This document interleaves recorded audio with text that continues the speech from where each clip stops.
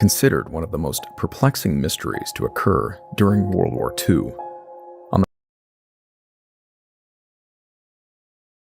Considered one of the most perplexing mysteries to occur during World War II.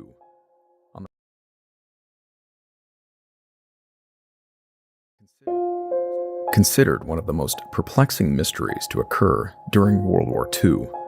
On the morning of August 16, 1942, two U.S. naval pilots seemingly disappeared without trace from the cabin of their dirigible airship while conducting a routine flight off the coast of California. What could have caused two highly trained military men, both of sound mind and body, to abandon an airworthy ship in mid-flight? This is the story of the Ghost Blimp.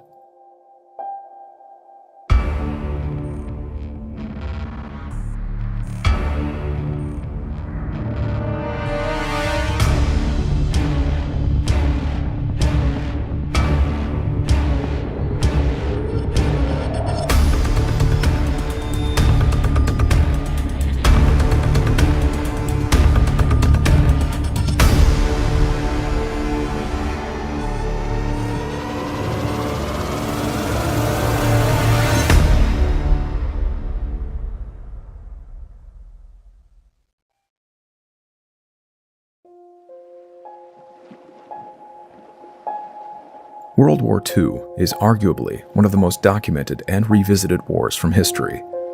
However, many of the events that took place during this war remain secluded from the purview of many Americans. Some may be surprised to hear that both Japanese and German naval forces conducted attacks near or on the U.S. mainland, primarily against American ships along its Atlantic and Pacific coastlines. While a series of following events would result in the unusual disappearance of two U.S. blimp pilots later in August, Japanese submarine activity likewise resulted in another mysterious loss on December 7, 1941, that of a number of merchant marines and soldiers far out at sea. 10 minutes before the attack began on Pearl Harbor, 1,200 miles away, a Japanese I-class submarine surfaced and opened fire on the SS Cynthia Olsen, a U.S. Army lumber freighter, midway on her route between Washington State and Hawaii. After dozens of shells fired from the submarine's deck gun hit their mark, the Olsen became the first U.S. ship to be sunk by the Japanese Empire. The last to see them alive, Japanese records report that the captain of the attacking sub later surfaced and provided food rations to the surviving Americans in their lifeboats. However, despite the Olsen's radio operator remaining on the ship and successfully transmitting their final position to nearby ships and shore stations, none of the 35 crew members were ever seen again. Prior to the start of the attack on Oahu, Japanese submarines were positioned near the entrance of Pearl Harbor in order to intercept any American vessels attempting to maneuver out into open water. 3 days later, 9 of the available 12 Japanese submarines were then instructed to pursue and sink an American aircraft carrier on its way to the U.S. mainland. They were then to move to strategic attack points, harbor entrances, and shipping lanes along the U.S. shoreline. Over the following week, from December 18th to the 24th, Americans would witness a number of Japanese attacks on U.S. merchant vessels, very near the shores of California. The submarines would remain on location, prowling the coastline until the last week of February. During this time, at least half a dozen American merchant and cargo vessels were attacked, with a number of their crew members being killed or abandoning their sinking ships, some with their lifeboats then riddled by Japanese deck guns. Although the Japanese had initially planned to bombard American coastal cities such as Los Angeles, submarine commanders feared the Americans' increasingly accurate anti-submarine retaliations. The only land target to be attacked was the Elwood Oil Refinery, located about 80 miles northwest of Los Angeles, near Santa Barbara. As many Americans now feared mainland attacks during the uncertain conflict, the United States Navy proposed to Congress the development of a lighter-than-air program for routine anti-submarine patrolling of the coast and harbors. Equipped with 2 Mark 17 depth bombs and a .30 caliber machine gun, these airships were more than capable of to sinking any Japanese subs they might locate. By August of 1942, dirigible patrols had become a common observance along California's coastline. However, in the late morning of August 16th, as a lone swimmer prepared to enter the water, he was startled to see a blimp emerging from the now dissipating morning fog, flying dangerously low over the water right toward his position. Quickly moving out of harm's way, he watched as the airship bounced off of the sand, then careened into a steep embankment. One of its two depth charges broke away on impact. Now free from the weight of the charge, it lifted into the sky and drifted back out of sight. Thousands of eyewitnesses soon watched as this crippled airship now listed slowly over the San Francisco peninsula. With its helium bag leaking, it eventually descended to the ground, grazing several rooftops and power lines before landing in the street on the northeast end of Daly City. Having pursued the drifting airship for some time, firefighters, police, and city officials arrived quickly on the location, joined by other residents and curious observers. An immediate search baffled the investigators. The blimp was missing its crew. The door had been latched open, a microphone hooked to an external loudspeaker dangling out of the open hatch. Aside from the damage to one of the engines during its several impacts, nothing about the ship was out of order. The engine was on, and the throttle was set to the idling position. The radio was turned on and in working condition. The life raft and 3 parachutes were still in the cabin on their hooks. There was no apparent evidence of foul play. The airship, referred to by its designated number, or as Love 8, had departed the nearby naval station Treasure Island shortly after 6 a.m. that same morning, piloted by 27-year-old Lieutenant Ernest Cody and 32-year-old Ensign Charles Adams. Both were considered skillful flyers. The first hour and a half of flight was uneventful, taking them over the Golden Gate Bridge, out over open water, towards the small Farallon Islands, 30 miles offshore. At 7:38, when they were within 4 miles of the islands, the men radioed their position. A few minutes later, having spotted a suspicious oil slick, a possible indication of Japanese submarine activity, they alerted their squadron's headquarters of their intent to investigate it. This was the last anyone ever heard from either of these men. Crew members aboard 2 ships floating nearby the location of the reported oil slick, a cargo ship named the SS Albert Gallatin and a fishing trawler named the Daisy Gray, later reported their eyewitness accounts in lieu of Cody and Adams' inexplicable radio silence. At about the same time, Love 8's pilots had radioed their investigation of the oil slick, 7:42 a.m. Both ships witnessed 2 smoke flares drop from the blimp into the water. The pilots would have used these flares to mark a spot of interest, for instance, the location of an enemy submarine, which could then be targeted by American bomber planes. The Gallatin crew immediately sounded an alarm and manned their deck guns, quickly moving their ship away from the area in case there was a submarine. The Daisy Gray was much closer, enough for the first mate to see the 2 pilots inside the gondola and even distinguish their hair color. They immediately began reeling in their fishing nets in anticipation of the airship dropping a depth charge onto an enemy sub. There were no bombs dropped. In fact, while they remained in place watching the blimp, none of the now keenly observant Daisy Gray crew saw anything fall from the aircraft other than the 2 initial flares. For over an hour they watched in trepidation, some with binoculars, as the blimp continued to circle the location between 200 and 300 feet over the water. At one point, the airship descended to less than 30 feet above the waves, as if its crew wanted a closer look. Men on the now departing SS Gallatin said it looked as though it was almost sitting on top of the water. Then, shortly after 9 a.m., Love 8 dropped ballast, rose, and headed back towards San Francisco. Since blimps so regularly patrolled the coastline, nobody watching thought LA's movement seemed unusual, but that was possibly the last time Cody and Adams were ever seen. For some reason, pilots had maintained radio silence during this hour and a half. Their command back at base was growing concerned. By the time the airship was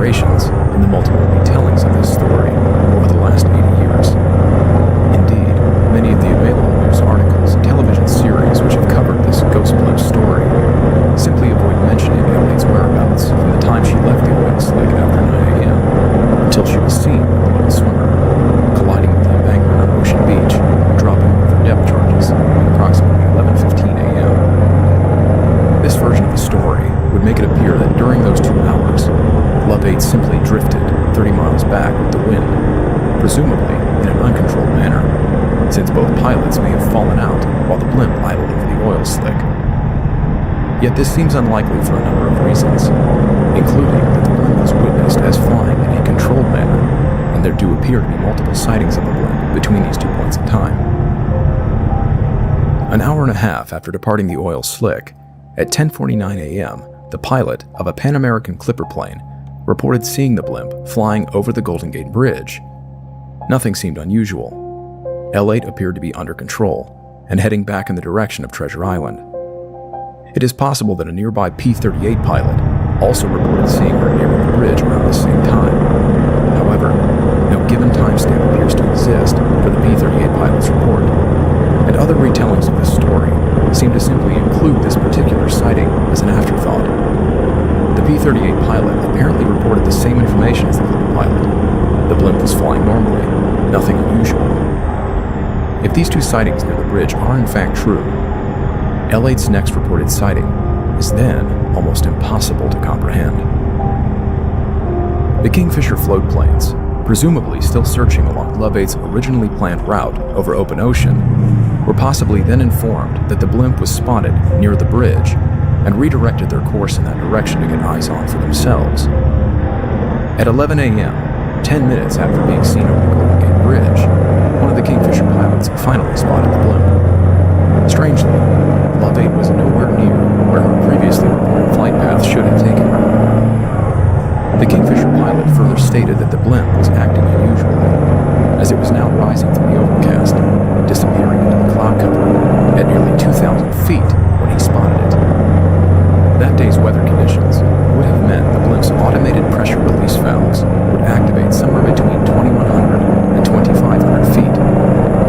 Once the maximum altitude had caused enough of its helium to be vented, the now crumpled airship then would have descended. If accurate, this reported sighting by the Kingfisher pilot is bizarre. Despite having just been reported as flying east over the Golden Gate Bridge, back towards Treasure Island, L8 now appeared to have doubled back, as she was now almost 15 miles southwest from the bridge, 3 miles offshore, over the Pacific Ocean. While some minutes must be accounted for in the delay of the previous radio transmissions, the reported times of these sightings and Love 8's inexplicable changes in flight pattern are seemingly impossible, as if the blimp was suddenly capable of moving at incredibly high speeds, or that it could be in 2 places at once. When departing and returning from the Farallon Islands, for the trip to have taken an hour and a half in both directions, from just after 6 a.m. until 7:42, and then its return starting just after 9 a.m. until 10:49, the blimp would have been traveling at a low cruising speed of around 20 miles per hour. At least on the first leg of the trip, out to the islands, this is a logical speed for the pilot to have maintained. If not only to conserve fuel, they would have wanted to move at a speed slow enough that would allow them to observe the water below them for enemy submarines. It is unknown whether the pilots were still aboard when the blimp was heading back towards land. However, since it was later found with the engines set to idle, it is not clear how the blimp could have maintained a consistent 20-mile-per-hour speed on the trip back, unless there were strong enough winds, or unless it was in fact being piloted. In any case, L8's maximum airspeed was just over 60 miles per hour, in excellent weather conditions. For the blimp to have traveled 15 miles southwest of the Golden Gate Bridge in less than 10 minutes, it would have to be moving at a speed of somewhere between 85 to nearly 100 miles per hour, which would have been impossible. If the Kingfisher pilot's reporting is accurate, and L8 was 3 miles off of Salado Beach at that time, it then apparently again reversed course, drifting over 6 miles back northeast. This movement, at least, is presumably an accurate assumption, since strong winds may have pushed the idling and now deflated blimp inland until it eventually struck Ocean Beach. When it later crashed in Daly City, the blimp was found with only 4 hours of fuel remaining. Having started her patrol with 12 hours worth of fuel, the only rational explanation is that at some point, one of the pilots intentionally dumped over 30% of the airship's fuel. But why? This procedure was considered highly unusual, unless for some reason the blimp needed to rise in a hurry by drastically increasing buoyancy. This substantial fuel dump may explain why the blimp was seen disappearing high into the cloud ceiling like a child's balloon, meaning the loss of fuel then occurred sometime between 10:49 and 11 a.m., while the airship somehow traveled the impossible distance from the Golden Gate Bridge to 3 miles off of Salada Beach. This increased buoyancy could further be explained by the loss of the 2 men on board, although multiple eyewitness accounts appear to contradict this notion. Those individuals claim to have seen men moving around inside the gondola even after the blimp was already deflated and drifting offshore. As our minds attempt to make sense of this mystery, many will gravitate to the commonly suggested theory that, due to a number of possible causes, at some point one of the men fell from the gondola, possibly occurring at the site of the oil slick. This could explain the aircraft circling low over the water for over an hour. As the door was latched open with the loudspeaker handset dangling out of it, the remaining pilot may then have been leaning out of the door, using the loudspeaker to attempt to locate or communicate with the fallen man, now in the water. The second man then possibly fell when he either lost his grip on the gondola or otherwise falling during his attempts to locate and rescue his companion. As the waters surrounding the Farallon Islands appear to attract one of the largest aggregations of great white sharks in the world, arguably, these waters are dangerous enough for anyone to fall into, even if they did survive the impact and were wearing a life jacket. Though clearly the most plausible explanation, this theory begins to fall apart due to conflicting eyewitness reports, especially those of the blimp's seemingly controlled flight pattern back towards San Francisco, as witnessed by the Daisy Gray and the pilots who spotted her near the Golden Gate Bridge.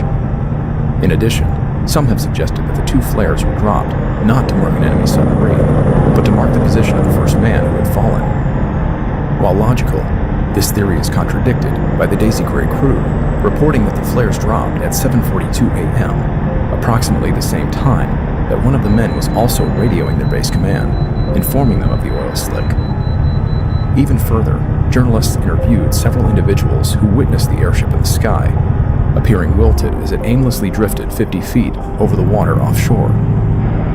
At least 2 separate individuals, a 17-year-old boy at an unknown location, and a young woman riding horseback near the beach where the blimp first crashed, tracked its slow movement to the beach with their binoculars and claimed they could see figures moving inside the cabin. The woman stated she was quite sure she saw at least 3 men inside.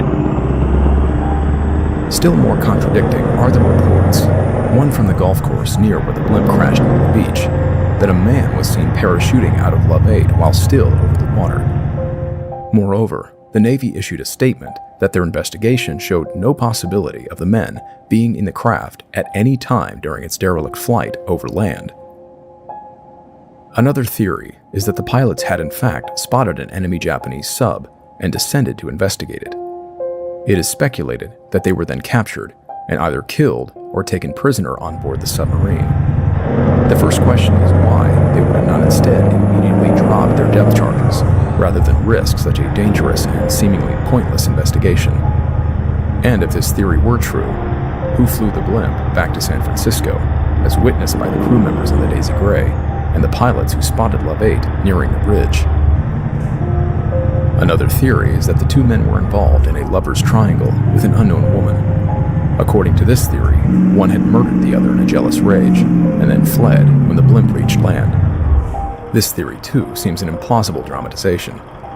Although the intentional or unintentional murder of one of the pilots gives credibility as to how one of them may have initially fallen, it fails to explain the eyewitness accounts, the strange movements of the airship, and at what point the second pilot could have escaped the craft while airborne. If this were remotely true, then he may have jumped to his death out of guilt, or possibly survived the jump into water, and spent the rest of his life hiding in exile for fear of the consequences.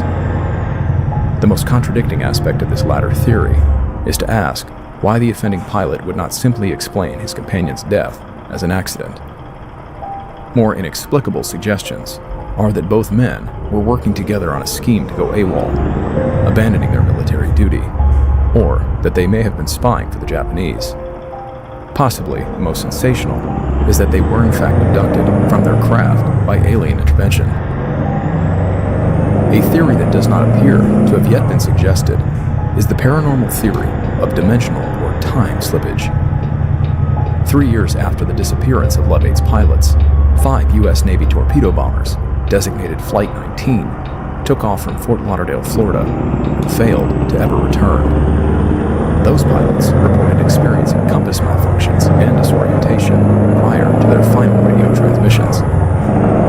If Love 8's radio was found to be working, and the pilots were on board the airship, why would they have maintained radio silence, unless there was possible electromagnetic interference with their transmissions? Could the airship's seemingly impossible movement over the Golden Gate Bridge, to where it was then seen, miles away drifting over the clouds, be explained by a dimensional shift? And, as the men seemed to disappear, or even reappear with an additional companion inside the gondola, does their possible movement between dimensions compare to that of other urban legends, such as in 1954, when a man arrived by plane in Tokyo when an unknown country called to overhead, later mysteriously disappearing out of a locked room while being held in Japanese police custody? As with the specific location of such myths as the Bermuda Triangle, what if the Farallon Islands, known also as the Devil's Teeth, have some form of paranormal influence of their own? As of today, Ernest Cody and Charles Adams are not the only men to mysteriously disappear in proximity to these small rocky islands off the shores of San Francisco. Jim Gray was and remains a commemorated computer scientist, having received the Alan Turing Award in 1998 for his significant contributions to global computer systems. He was also an experienced sailor. On a calm, clear weather day in early 2007, he notified his family that he intended to sail to the Farallon Islands to scatter his mother's ashes. Like Cody and Adams, he was never seen again. As with Love 8's pilots, an extensive Coast Guard search of nearly 132,000 square miles of ocean turned up nothing. Advanced sonar scanning of 300 square miles of ocean floor between the Golden Gate Bridge and the islands turned up several wrecked ships. An underwater robotic camera confirmed that none were Jim's sailboat. Questions are raised as to why, if he was shipwrecked, he did not radio a distress signal. Further to this, the Coast Guard confirmed his ship would have been equipped with an emergency GPS beacon, which should have activated when exposed to seawater. No signal was ever received, nor has any firm explanation been determined as to how an experienced sailor and a 40-foot sailboat could simply disappear. While nearly all explanations for these and other such mysterious disappearances often produce more questions than they answer, ultimately, we find our thoughts with the families and loved ones of the lost. It is they who will possibly spend their years wondering what truly happened, far beyond what can be said of any of our own curiosities. We wish nothing but fair winds and following seas to these men. May their families find peace.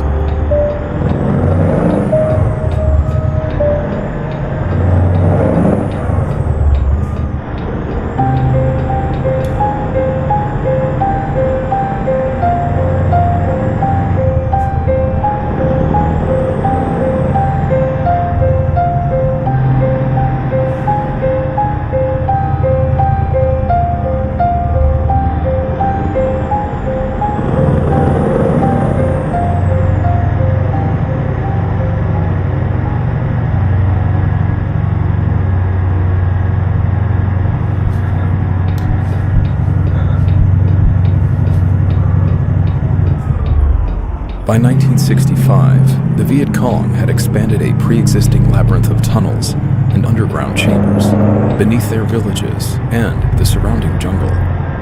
For nearly 8 years, they practically lived in this network of subterranean cities as they waged a war of endurance against South Vietnamese forces and their allies.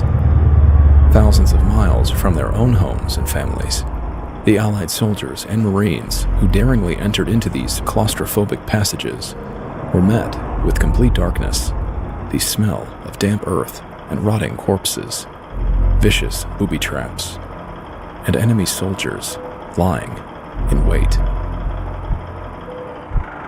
This is the story of the Viet Cong tunnels.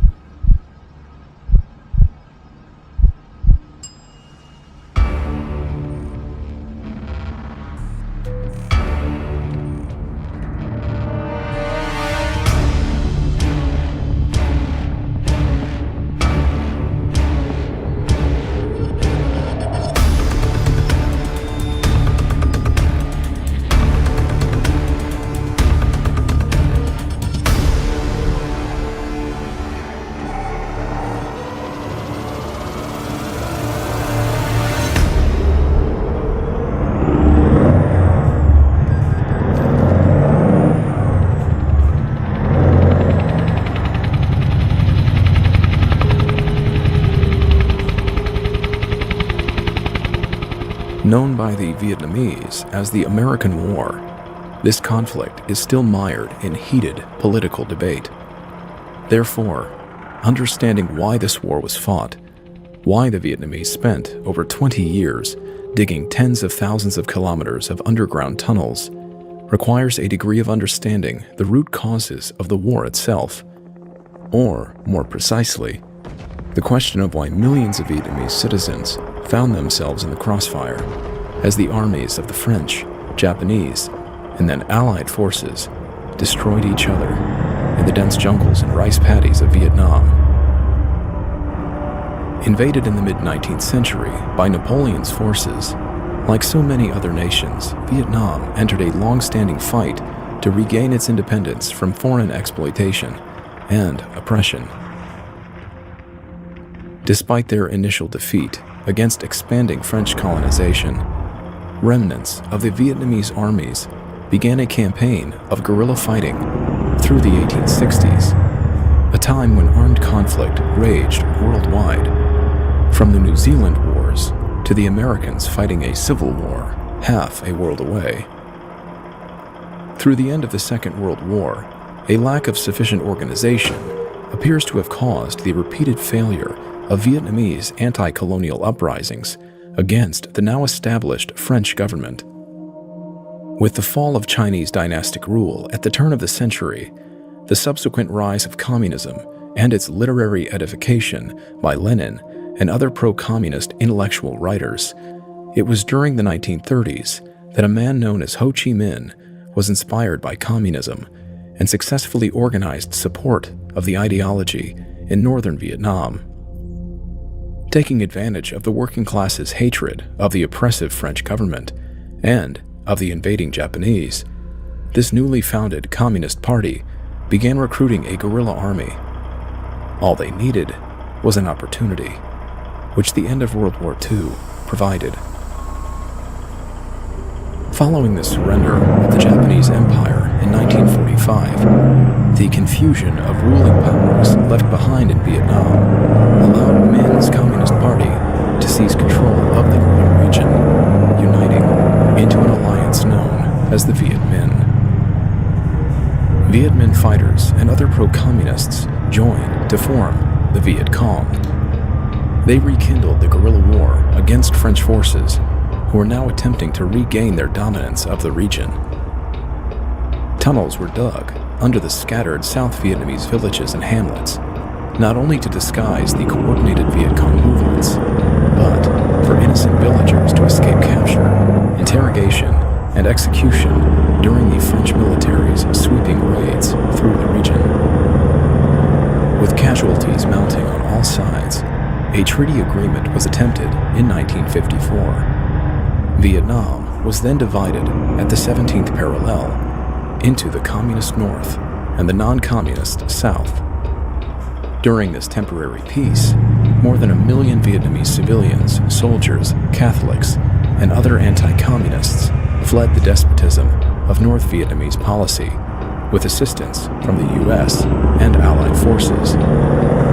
Meanwhile, pro-communists who remained in South Vietnam, as well as Buddhists and those who supported Vietnamese independence, continued to experience tyranny under corrupted French governance in the South. The promise of French democracy had quickly devolved into dictatorship. The peace was short-lived.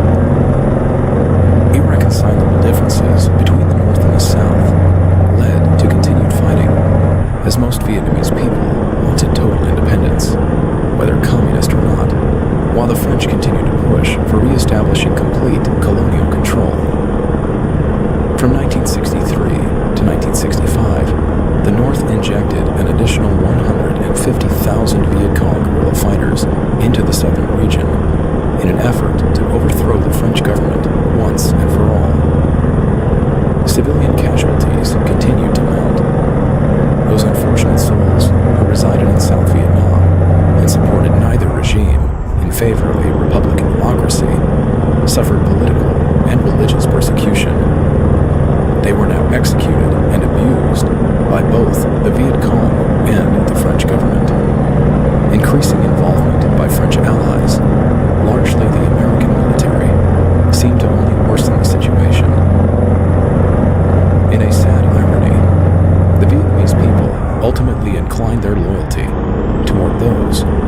impressed them the least.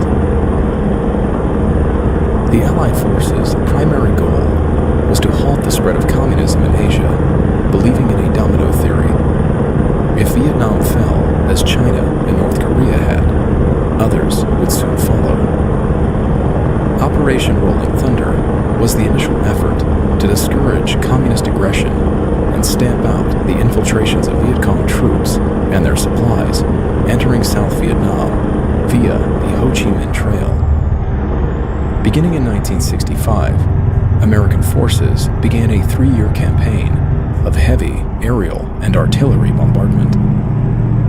American troops who were stationed in Vietnam at the time report that the ground shook so violently during the routine bombing, they did not even have to stir their morning coffee. Tens of thousands more civilians were killed as a result of this American effort to destroy the Vietnamese jungle and its dense foliage with a relentless dropping of explosives, destructive herbicides, predominantly Agent Orange, and napalm. The villagers of Viet Cong dug their tunnels even deeper to survive the obliteration of the earth above them. Realizing the insufficiency of these attritional bombing efforts, and on the apparently falsified premise of a North Vietnamese attack against an American ship in the Gulf of Tonkin, American leaders began pouring troops into Vietnam, reaching nearly 500,000 by the end of 1968, partnering with an existing force of some 600,000 South Vietnamese troops. Additionally, these were joined by smaller military contingents from Australia, New Zealand, Thailand, and South Korea. For some time during their initial movements into Vietnam, Allied troops felt as if they were fighting an invisible enemy, completely unaware of the expansive network of fortified Viet Cong tunnels underneath their very feet.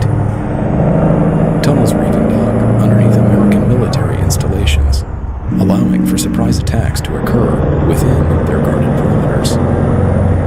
Many tunnel openings, trenches, and battle posts were strategically built along tree lines, concealed by brush and high grass, a tactic which fooled Allied fighters.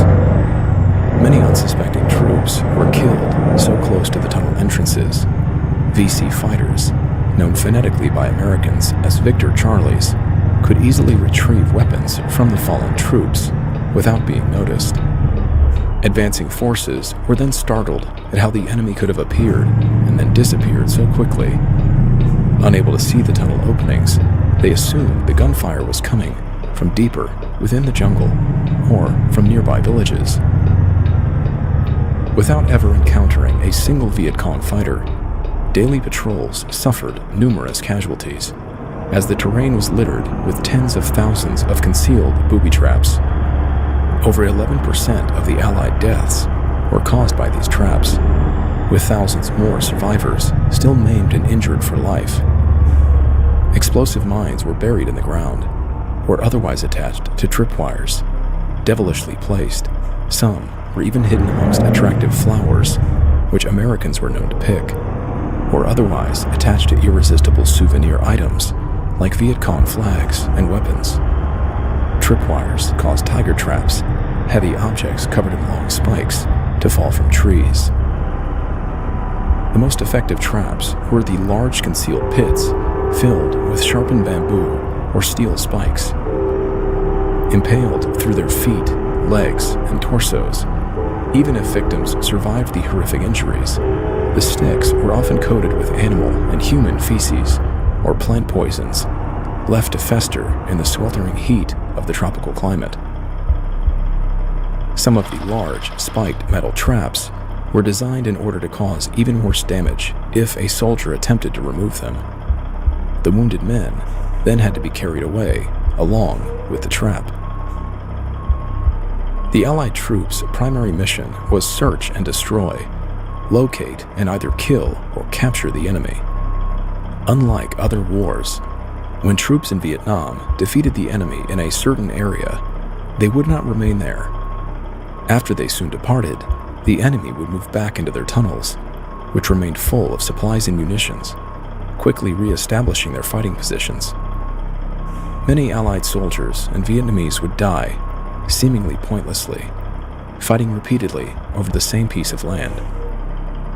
Unbeknownst to many Allied troops, the Vietnamese were just as persistent as they, entirely willing to fight to the last man. In frustration, some among the Allied soldiers resorted to more gruesome tactics, such as the decapitation of Viet Cong corpses, stuffing an ace of spades card in the mouth, and then displaying the severed head to prevent the superstitious enemy from returning to the area.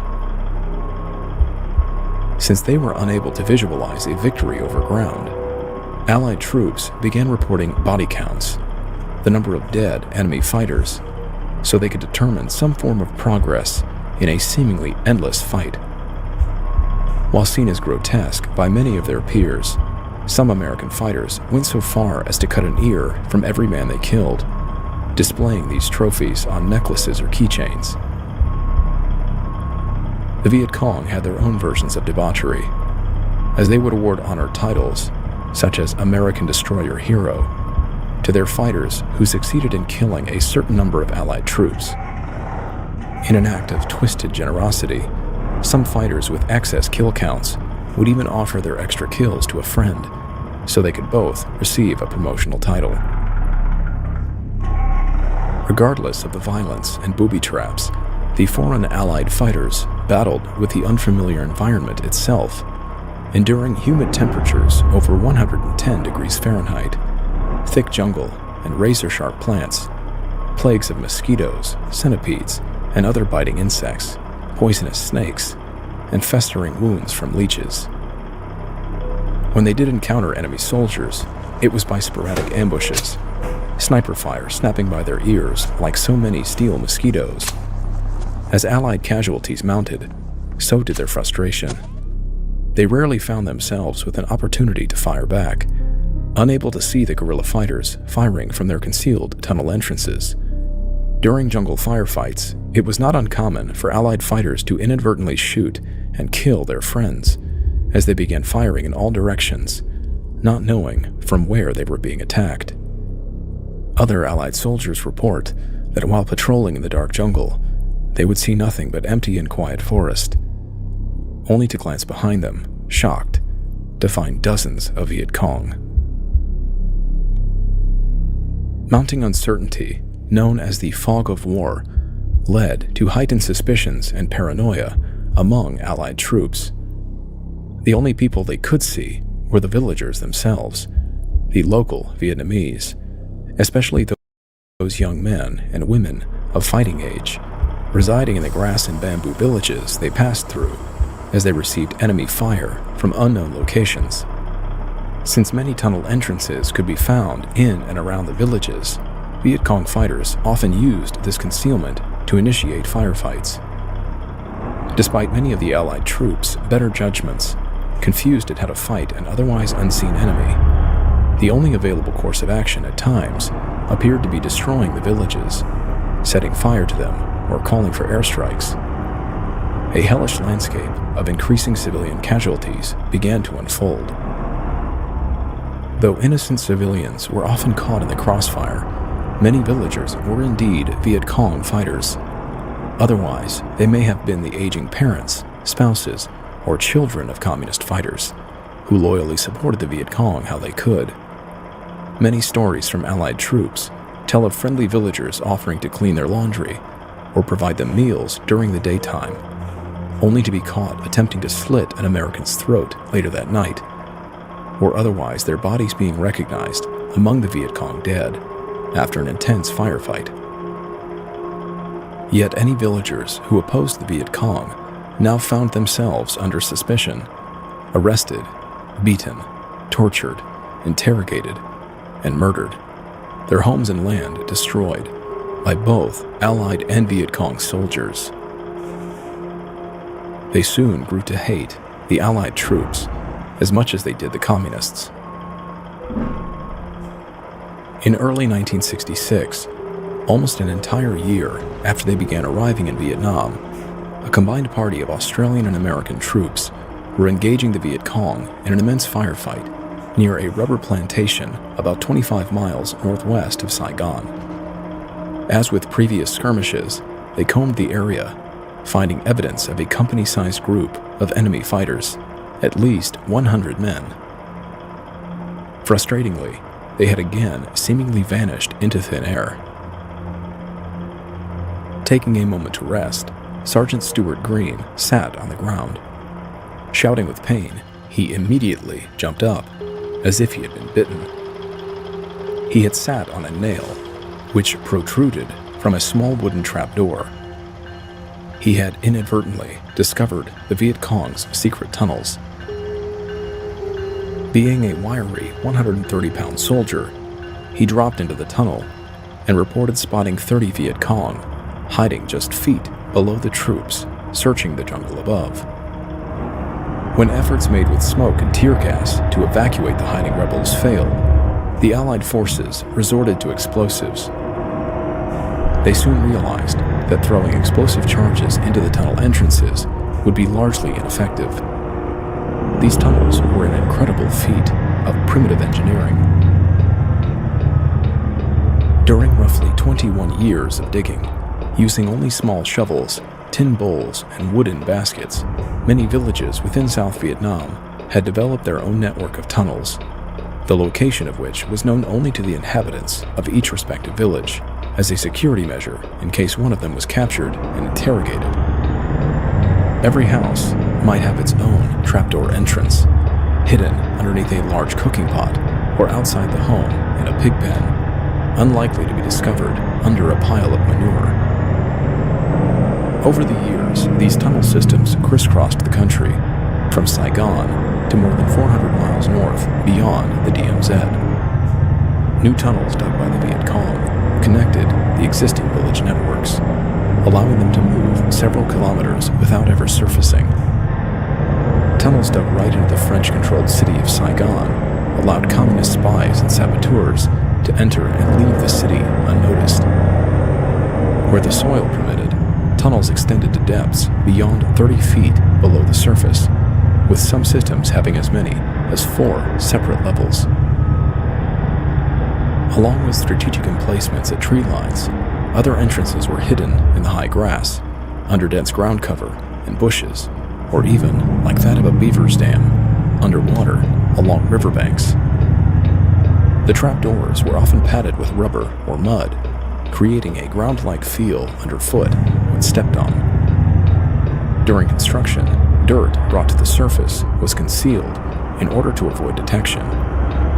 Dumped into American bomb craters, the river, or otherwise spread evenly along the ground, it was carried up at night with plastic bags and taken as far from the tunnel openings as possible.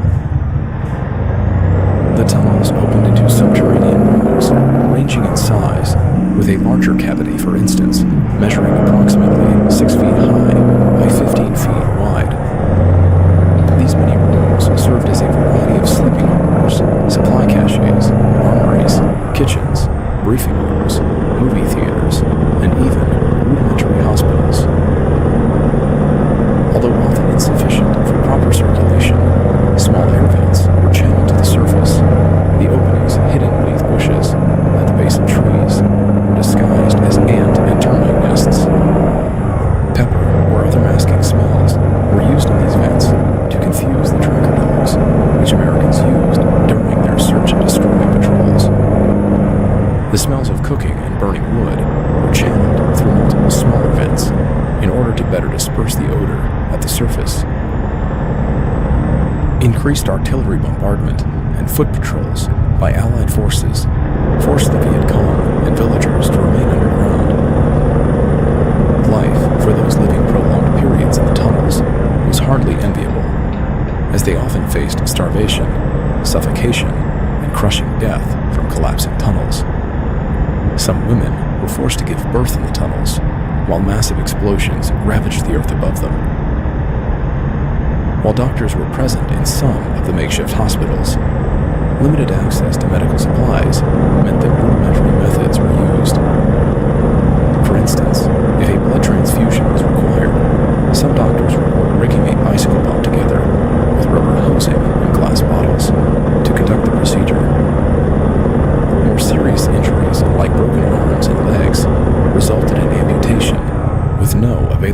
prosthetics.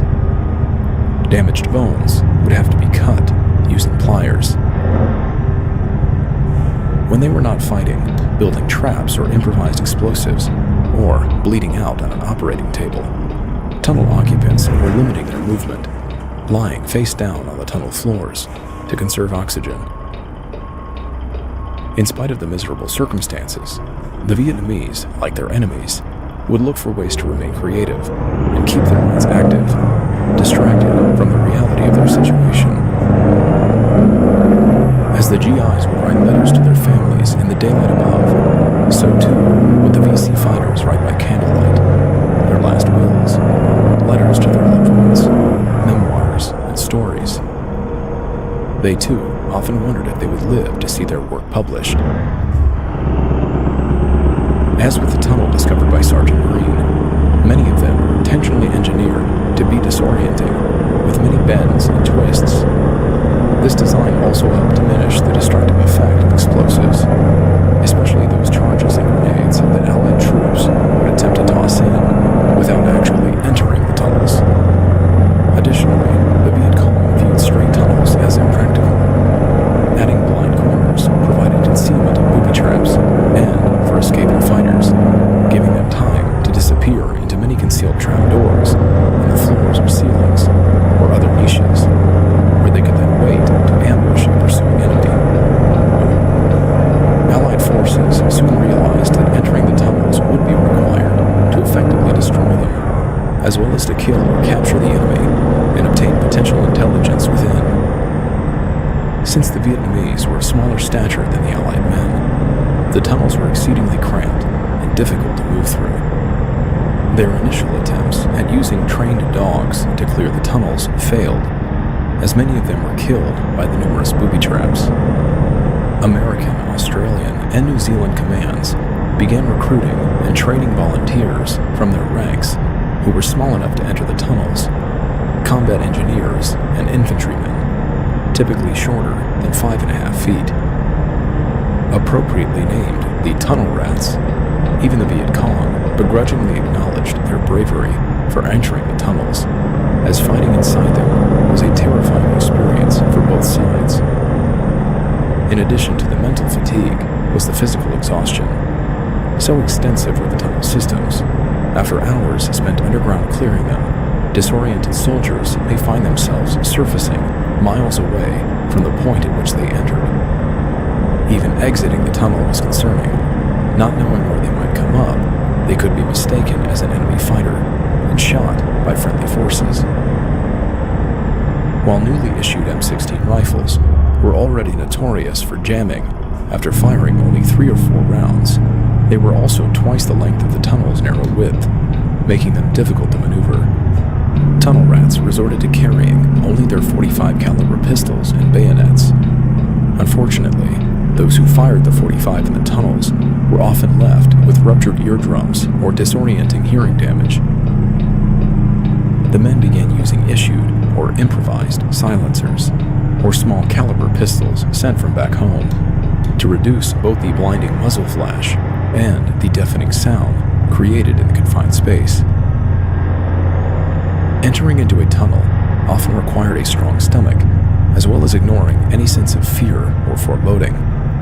After skirmishes, Viet Cong were known to drag their dead inside the tunnels, sometimes burying them into the very walls, in order to deceptively hide their death counts from the Allied forces. The moisture in the dank tunnels quickly rotted the corpses, the stench drifting heavily into the upper levels and entryways. Although disturbing, encountering actual rats inside the tunnels, some the size of small dogs, was sometimes considered a welcome sight. Viet Cong fighters were known to eat the rats. Their presence was an indication that the tunnel might be empty. If it wasn't, a tunnel rat could abruptly encounter an enemy fighter hiding in a small alcove, or suddenly speared in the body or throat from a concealed hatch or false wall, or even from behind as he reached a dead end, having passed an enemy hiding behind a concealed entrance. Many tunnels were designed with concealed booby traps at their entrances and along the tunnels. If not simply a Viet Cong fighter waiting to soldier who tried to enter, there could be wired explosives attached to the small trap doors, or possibly horse traps just inside. Some tunnel rats, entering head first into the narrow opening, experienced sudden terror as the tunnel floor gave way under their weight, and they plummeted into a concealed punchy stick trap. Grenades and other traps were embedded in the walls with tripwires. Many of the non-lethal traps, boxes loaded with painful insects like scorpions, hornets, centipedes, and ants, were meant to scare rather than to kill. To many fighters, the psychological fear of injury was often more chilling than the thought of death. Poisonous vipers were starved and tied to the tunnel ceilings. Passing by, unnoticed by the crawling soldier, the snake would bite their unsuspecting victim, often in the face or neck. He might make it back out of the tunnel, but would eventually succumb to the painful neurotoxins. Tunnel rats could find their throats being slashed or garroted, strangled with wire, as they pushed their heads through small trap doors leading into lower tunnels and chambers. Other sections of tunnel, dug vertically, allowed waiting enemy fighters to drop grenades down onto approaching tunnel rats. U-bend portions, flooded with water, were designed to protect the Viet Cong from tear gas or other attempts to flush the tunnels with smoke. Passing through these gooseneck portions of tunnel required a tunnel rat to hold his breath for an unknown amount of time, with the thought of reaching the other end to possibly find it blocked, or otherwise being suddenly impaled by a waiting enemy spear. Sometimes, without warning, the tunnels themselves would simply collapse, crushing or pinning the now helpless soldier. Standard operating procedures evolved throughout the war. At least 2 soldiers would enter the tunnel, one crawling a few meters behind the other, to prevent both from dying as the result of an explosive booby trap. The other would then laboriously pull his friend's body back to the surface. When they did fire their weapons, they tried to never fire more than 3 consecutive rounds before reloading, preventing the enemy from determining how many shots they had left. Studies conducted during the war indicated that these men gradually developed a superior sense of hearing and smell. They avoided overwashing, the use of fragrant soaps, or anything else that might result in a distinguishable odor. Although they carried flashlights, tunnel rats in training were advised to adopt a standard operating procedure: do not turn on the light. Rather, experienced rats would become adept at using their other senses, hearing, smell, and touch, to move through the tunnel, constantly feeling for booby traps and sensing the presence of enemy fighters. Telling the story of his first enemy encounter in the tunnels, a Marine tunnel rat recounted that he was challenged by his friends to get his first kill without firing his weapon. Experiencing a dreadful sense of unease, he entered into his first tunnel. After some time, crawling through the narrow and pitch-black passage, he suddenly paused. He could smell another man's breath. The concealed man then lunged in the darkness. As they fiercely grappled in the narrow space, the fighting ended when the young Marine managed to seize his unseen enemy's throat and crush his windpipe.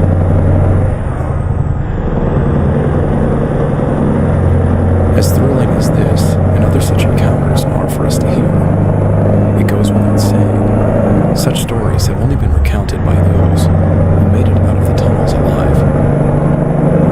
Tunnel rats suffered a casualty rate of 1 out of every 3 who entered the tunnels, with many who didn't die being permanently maimed and injured, if not physically,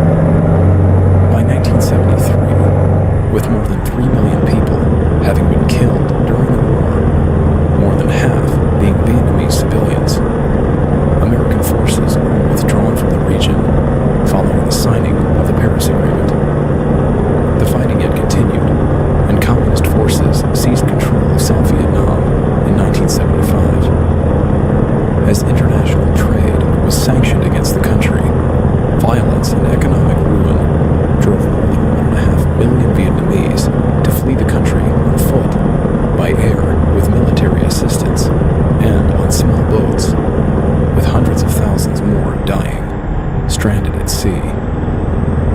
An awful end to a catastrophic war.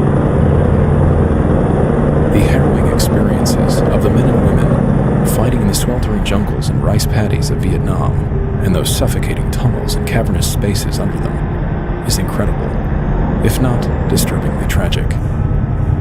It is unquestionably a simultaneous example of the extent of human courage and sacrifice. Many of the children born in the tunnels, as well as the men and women fighting a war in and above them, still walk among us. Perhaps wearing scars, not visible on their bodies. Like them, we may find ourselves left with a sense of mingled pride and remorse, along with many unanswered questions. We must remember, the only ones who can tell us these stories are the ones who survived. For those who fought and died, we respect and honor their memory and the sacrifice paid by both them and their families. For those still living, we offer nothing less than our utmost respect.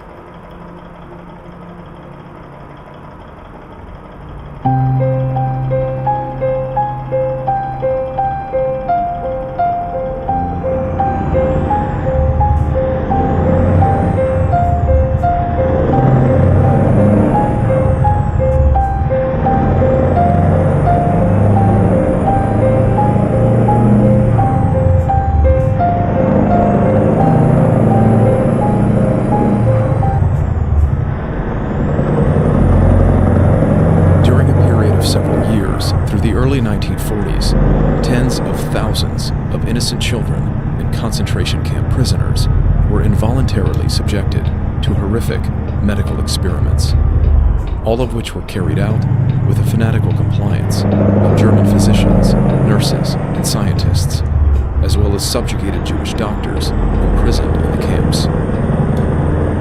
Founded entirely on Hitler's pseudo-scientific beliefs and utter mythology, these inhuman experiments centered on the creation of a stronger German people, a return to the true Aryan race, superior above all others.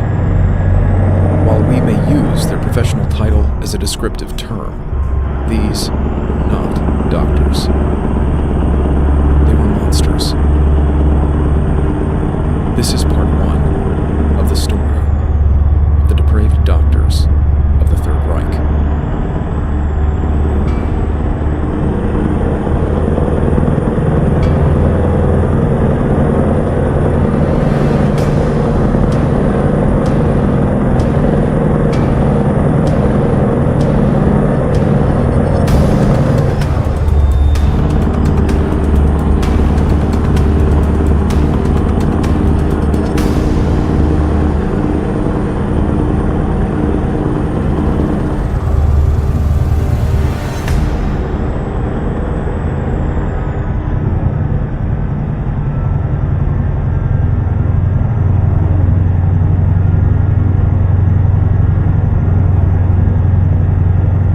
Following the end of World War I, Germany suffered severe economic hardship, with insurmountable reparations charged to the nation by the Treaty of Versailles.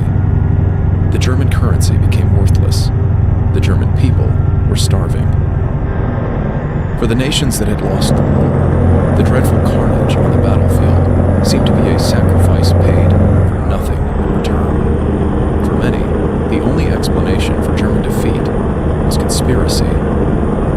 With interracial and religious conflict dating back far beyond the 20th century, German radicals and defeated German military leadership, the latter seeking to avoid personal consequences from their policies, propagated a stab in the back myth. Through propaganda, they attributed the loss of the war not to the battlefield, but to internal betrayal by traitors working for foreign interests, primarily Jews and communists. Despite being entirely untrue, German radicals rebels now seized on the opportunity to exploit a war-torn nation characterized by resentment and despair. Propaganda insinuated that Jews had conspired to not only instigate the war, to bring about financial and economic ruin, but then to capitalize on it. While Germany began a long and difficult recovery, a rise of diverse political factions and radical ideas about how to rebuild a stronger German nation emerged. One of these groups was Adolf Hitler and his Nationalsozialistische Deutsche Arbeiterpartei, or the National Socialist Workers' Party, known more commonly by its abbreviated form, the Nazis. Hitler was seen as a strong leader who was restoring order to the country. By 1933, he and his Nazi party had taken control of Germany. The Nazis soon controlled the majority of German media, newspapers, magazines, books, even children's books and toys, public meetings, rallies, art, music, movies, and radio. Viewpoints in any way threatening to Nazi beliefs or to the regime were censored or eliminated from all media. Hitler began incorporating much of the anti-Jewish rhetoric into the official history of the nation. Indeed, Hitler's book, Mein Kampf, was transmuted into the political horizon of the Third Reich. It was the Nazis' biblical text. In his writing, Hitler elaborated on many of his unfounded scientific and racial beliefs.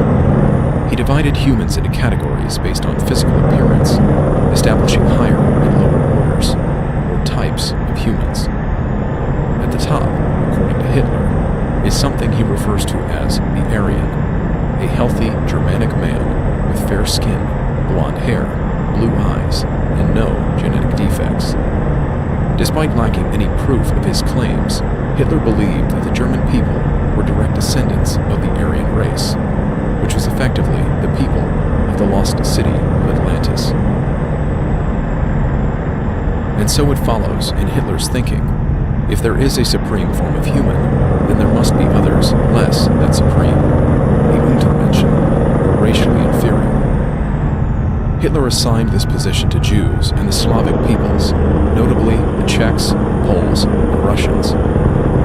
He believed that the German race, the true Aryans, had been taken in, manipulated by these inferior races of people over the centuries, eventually interbreeding and thus sullying the Aryan bloodline. Hitler sought to reverse this anthropological blunder, a supposed perversion of the natural order.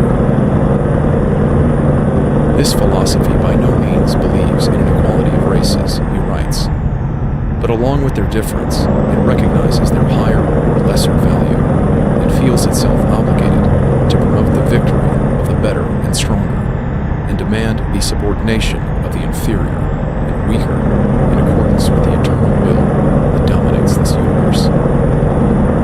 Hitler goes on to say that subjugated peoples actually benefit by being conquered because they come in contact with and learn from the superior Aryans. However, he adds they benefit only as long as the Aryan remains the absolute master and doesn't mingle or intermarry with the inferior conquered peoples.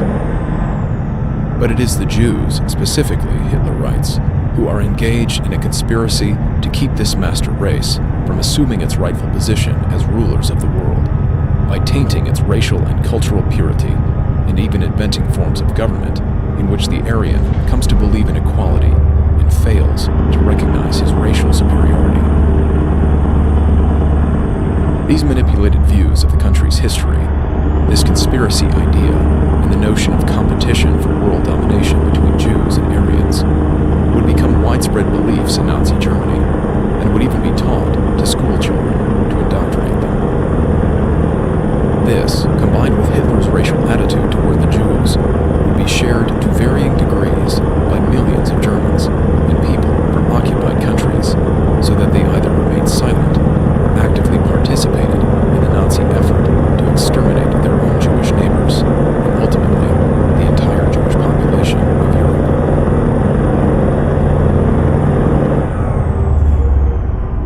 Thus began a period of overt racial division within the country, endorsed openly by the National Socialist government. Placing Dr. Joseph Goebbels at the head of the Nazi propaganda ministry, Hitler utilized a combination of media propaganda and political rhetoric of we versus them to firmly convince the Germans that specific races of people were responsible for the country's problems, particularly the economic woes. Writer Ben Irvine summarizes, "In Germany, as elsewhere, Hitler insisted these Jewish capitalist hyenas aimed at nothing less than the financial domination of the entire economy.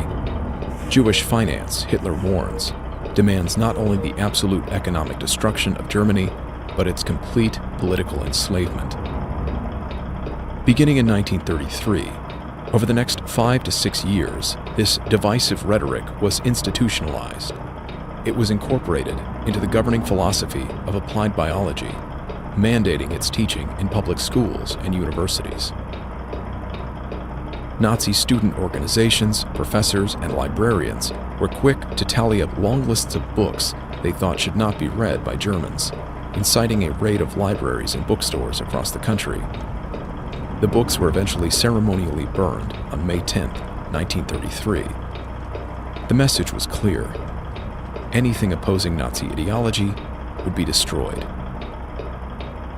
Hitler's racist ideas, Aryan myths, and pseudoscience were to be converted into concrete measures, obsessively applied at every level of the state.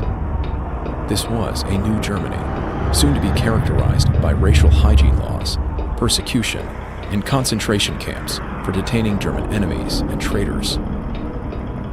In pursuit of a stronger German people, even non-Jewish German citizens who failed to live up to the Aryan standard were to be eliminated.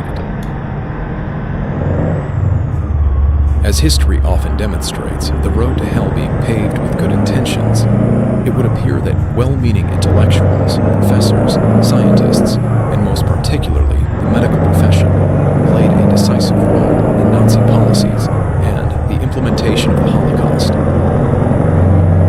With the nearly 4,000 Jewish doctors eventually stripped of their ability to practice medicine in Nazi Germany, many among the remaining non-Jewish physicians supported the regime and went on to violate their Hippocratic oaths, performing grotesque experiments and demonstrating incomprehensible levels of brutality in the government-sponsored murder of millions of innocent people. But why? Considering there was no apparent retribution for not joining the Nazi Party, historians argue that these men and women were captivated with the idea of advancing their own professions, as well as the Nazis' intellectual ideologies for improving the human race through science. Effectively, physicians and nurses became agents of the state, no longer caring for their patients. Their oath of loyalty was sworn towards their Führer and the health of the nation. So committed to their belief in Hitler's racial pseudoscience and ludicrous anthropological beliefs in Aryan descendants, the Nazis were soon to begin murdering even their own citizens for the sake of a stronger German people. Despite its negative connotations specific to Nazi Germany, the idea of eugenics has long been a popular idea among advancing human civilization. This theory holds that through selective breeding, whether animals or humans, lies the ability to create a stronger species with desirable hereditary traits. At the time Hitler began implementing his own brand of eugenics in Nazi Germany, the study and beliefs in eugenics theory were popular in other leading world nations, in England, the United States, Japan, and Scandinavia, among others. In fact, much of Germany's foundational research into eugenics began in the U.S., a country which had begun developing eugenics research and health studies in the late 19th and early 20th centuries. For instance, in the state of Virginia in 1933, sterilization of people was legal under state laws. Mid-1930s U.S. medical journals can even be recounted as containing articles which express a competitive interest in catching up to the Nazis' more progressive eugenics policies during the 1930s. Ironically, during the 1920s and 30s, Germany's medical community was considered the best in the world, the height of scientific and medical advancement. Even by U.S. standards, an accomplished doctor was considered one who had studied in Germany. This arrogance may have prompted a general feeling of superiority, not only within the German medical community, but subsequently throughout the nation. But still, how were thousands of German doctors and nurses led to corrupt their practice and commit millions of murders? With incremental steps which, with proper framing, appear tolerable and even benevolent. Hitler despised anyone he considered unfit to live, including those individuals deemed incurably ill, physically or mentally disabled, emotionally distraught, and elderly. Many of them being unfit to work or provide for themselves. Nazi rhetoric categorized these individuals as burdensome lives. Beginning in 1933, in the interest of preserving hereditary health, the German government promulgated a new law for the forced sterilization of such individuals suffering from a range of disabilities and ailments. Vasectomy was the usual sterilization method for men, and for women, tubal ligation, an invasive procedure that resulted in the deaths of hundreds of women. Following his invasion of Poland, in September of 1939, Hitler sought to take advantage of the cloak of war to further eliminate these unwanted individuals, these useless feeders from German society. The Nazi T4 program, also called the T4 euthanasia program, signaled a period of the accepted practice of not only routine sterilization, but the killing of German children and adults. Physicians active in the study of eugenics, who saw Nazism as applied biology, enthusiastically endorsed this program. School children were even performing mathematical exercises in school to teach them the burdensome costs of keeping and caring for adults and children with disabilities. Now entering into what would become the Second World War, the Nazi government argued they needed to free up all available resources, personnel, and beds in the medical institutions for the disabled to treat the wounded soldiers returning from the front lines. Ironically, so sadistic was the Nazi regime, they inevitably killed many of their own wounded soldiers for the sake of their eugenic policies against the disabled. Doctors and nurses were given free rein in many aspects, as they were encouraged to evaluate and indiscriminately kill any patient they deemed to be suffering, thus justifying murder with the idea of providing their patients a quick death over a life of doubtless suffering. They embraced the Nazi philosophy of healing through killing. Many of the victims of the T4 program were killed by their own caretakers, either with injections or by luring them into the newly constructed hospital rooms resembling showers, only to be asphyxiated to death with carbon monoxide. As with much of the Nazi propaganda, the term euthanasia was given a more compassionate and acceptable definition, being propagated by German government and the media as a mercy killing for sufferers of incurable ailments and disorders.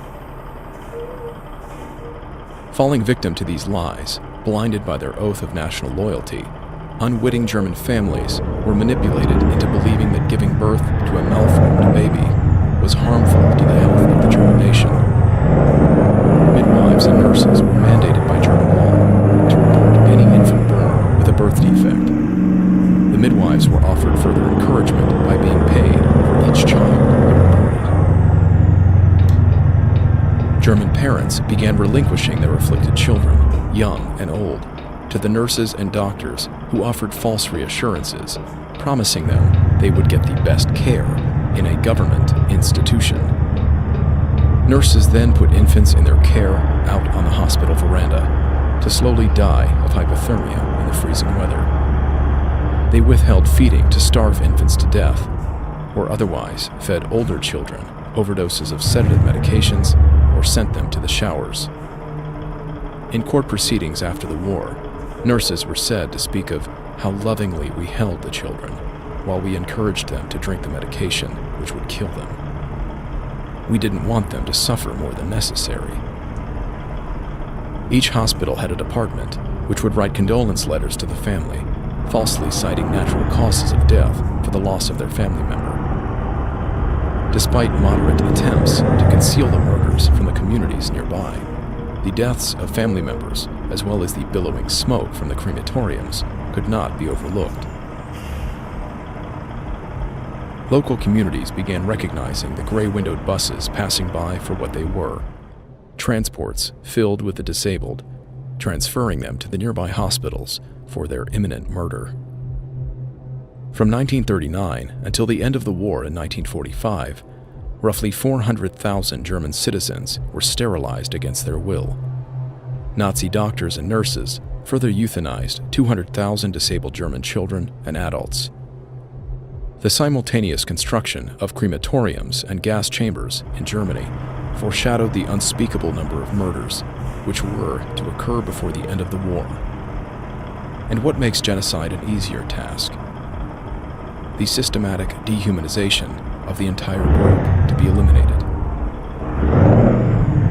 The widespread German acceptance of the Aryan myth and the ongoing normalization of anti-Semitism was part of a larger plan. Nazis wanted the complete eradication of Jewish people from the country, and then Europe.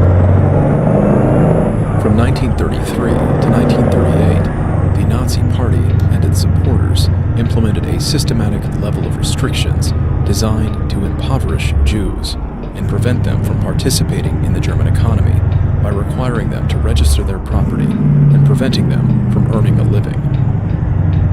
In late 1935, laws were passed to revoke Jewish citizenship and to prevent Jews from marrying or having sexual relations with persons of German or related blood. Germans themselves were encouraged to marry only those with desirable hereditary traits, and were even required to obtain a certificate of fitness from public health authorities before they could marry. Even those German citizens who did not fully accept the Nazi propaganda about their Jewish neighbors still avoided them for fear of being reported for illegal fraternization.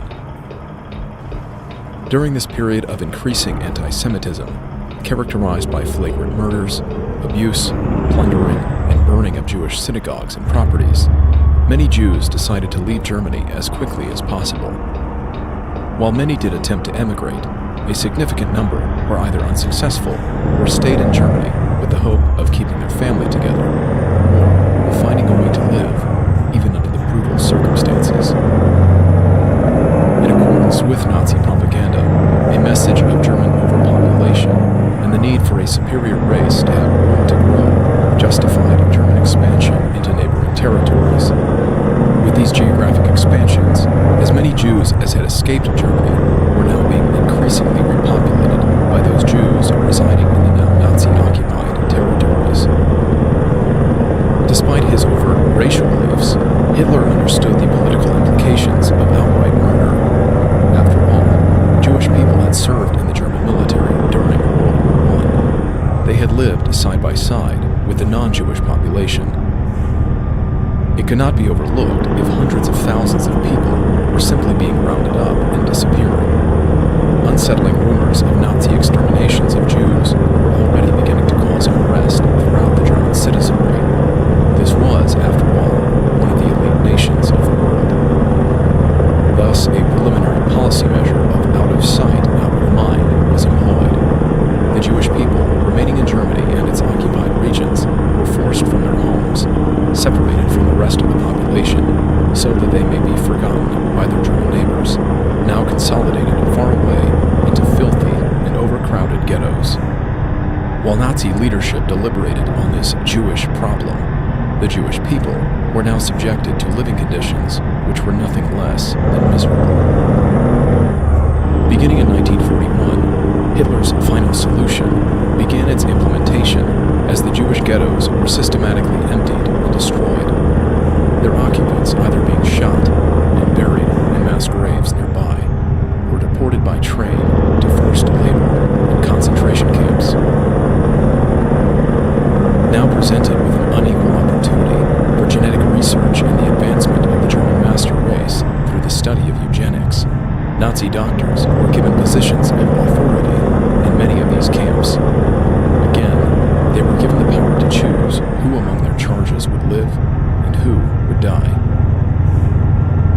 doctors were made responsible for the supervision of the selections, gassings, and the killings. Corrupted by their blind loyalty and subjective fascinations with new science, they did not hesitate to use prisoners held in several concentration camps as guinea pigs.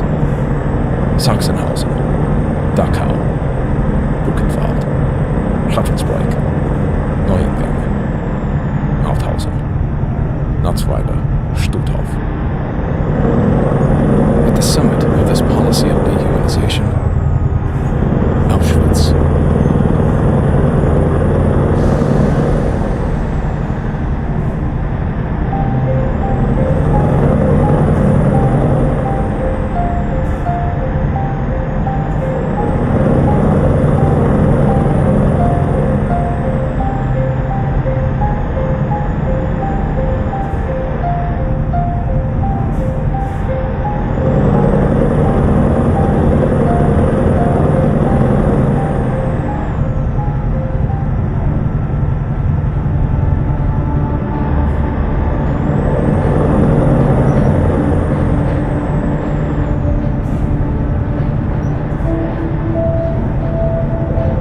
They had been accused of conspiring to instigate the First World War, systematically discriminated and abused by their neighbors and government for years, separated from the population, crowded into filthy ghettos. And now they were uniformly rounded up and either shot into mass graves or deported by train to the tens of thousands of Nazi concentration camps to be exterminated like animals. This was the plight of the Jews, Gypsies, Slavic peoples, and all of whom Hitler viewed as racially inferior. With millions of human lives now at their disposal in these camps, German doctors, scientists, and pharmaceutical manufacturers decided not to waste an unprecedented opportunity for the advancement of their medical research and Hitler's baseless beliefs in racial science. This is part 2 of the story of the depraved doctors of the Third Reich.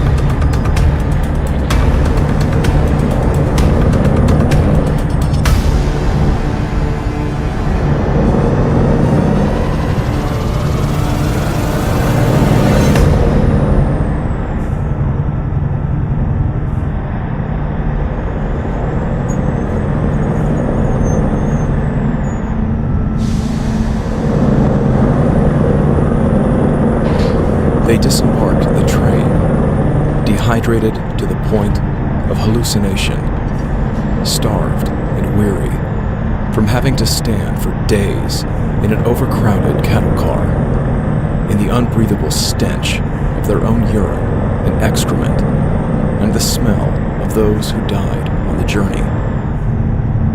Signs along the tracks leading into the camp told the new arrivals the name of their destination: Konzentrationslager Auschwitz, known informally by the Germans as the KZ. Had they arrived among the first convoys, their journey might have ended in a mass grave. The Nazis had encountered a problem, however: the stench of tens of thousands of rotting corpses. Thus, the solution of burning the corpses was implemented, and the crematoriums were constructed. Now, the air that surrounded the deportees reeked of a new odor: burning flesh. Hopefuls among the new group remarked to each other that the smell might be a meal of cooked chicken waiting for them. Their first encounter was often with the camp's chief physician. For those arriving to Auschwitz after May of 1943, it was the young Schutzstaffel Obersturmführer, or senior storm leader, Dr. Josef Mengele. With a casual flick of the wrist, he and other such uniformed doctors sentenced the new arrivals to one of two fates. To the right side, able-bodied men and women, those who would be condemned to die a slower death through forced labor and starvation, and those who appeared interesting enough to serve as human guinea pigs. To the left side, women, children, the elderly, the crippled and infirm, those who were given false reassurances of a shower, a warm meal, living quarters, and reunification with their loved ones. Panicked at the thought of being separated from their parents, young women sent to the right side would plead to go with their aging parents and grandparents into the left column, expressing tearful gratitude when the Nazis would permit them to stay with their family. Some survivors recount their lifelong grief from this moment, such as that of an older sister who encouraged her younger brother to go with the left column, to stay with their mother. She would never see either of them again. Parents who were selected for the right-hand column often protested being separated from their children.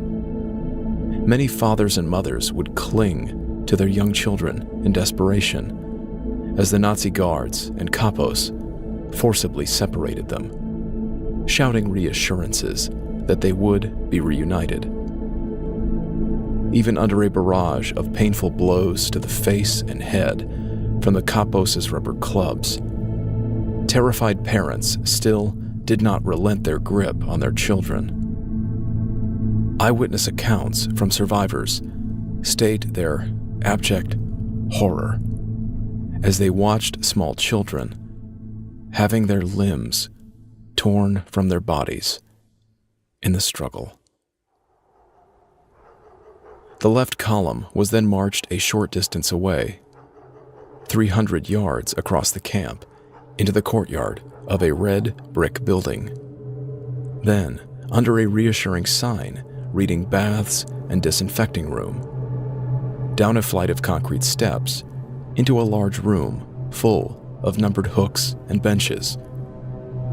A prisoner in the camp, Dr. Miklos Niesli, recalls sadly that many among the group he witnessed went down the steps almost gaily.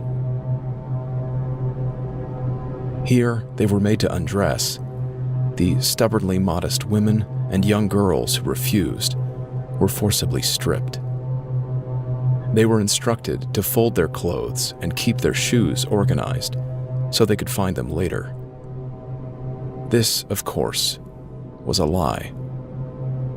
These final instructions were only to lessen the work of the Sonderkommando, as the clothes and any remaining valuables would be collected and sold to fund the Nazi war effort, or otherwise delivered to German cities in need of supplies. The Nazis simply didn't want the shoe sizes getting mixed up. The arrivals were then herded into a long room with wired metal columns spaced along the center. The doors were then locked, the lights switched off. A medical van would shortly arrive on the road above, perversely bearing the insignia of the International Red Cross. Uniformed men would exit the vehicle wearing masks and carrying canisters, moving to the small concrete pipes jutting above the ground over the shower room. They swiftly emptied a granular substance into the opening before shutting it and waiting for the screaming to stop.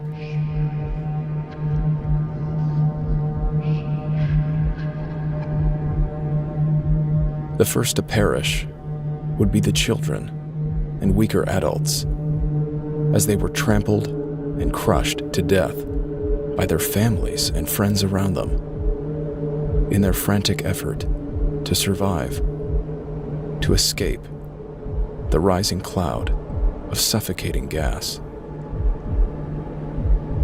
As he was present to witness one of these many occurrences, Dr. Neasley writes, "In order to be certain of their business, the two gas butchers waited another 5 minutes.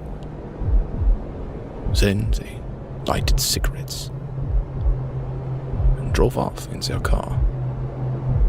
They had just killed 3,000 innocents."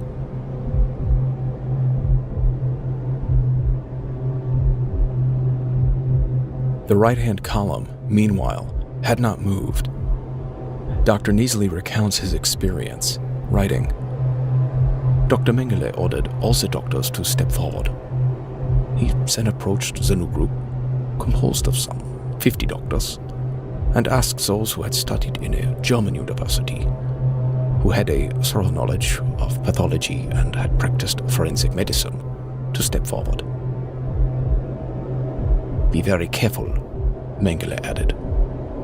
"You must be equal to the task, for if you are not," and his menacing gesture left little to the imagination. Dr. Neasley was an accomplished forensic and anatomical pathologist. He stepped forward. After being questioned by Mengele, he was then assigned to the KZ Sonderkommando. The story of the Sonderkommando alone is deserving of its own telling. For the sake of this story, it should at least be understood that they, like the Kapos, were prisoners of the camp. The Kapos, the Kameradschaftspolizei, the camaraderie police, were often convicted and violent criminals, chosen for their willingness for brutality.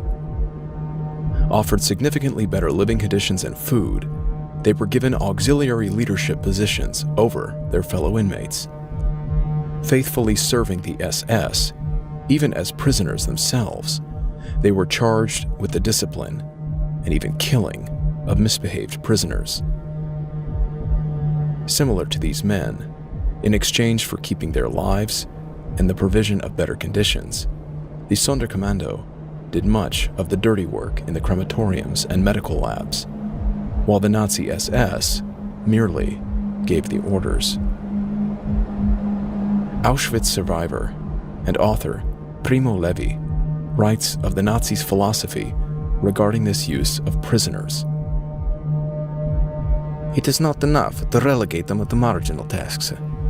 The best way to bind them is to burden them with a guilt, cover them with blood, compromise them as much as possible.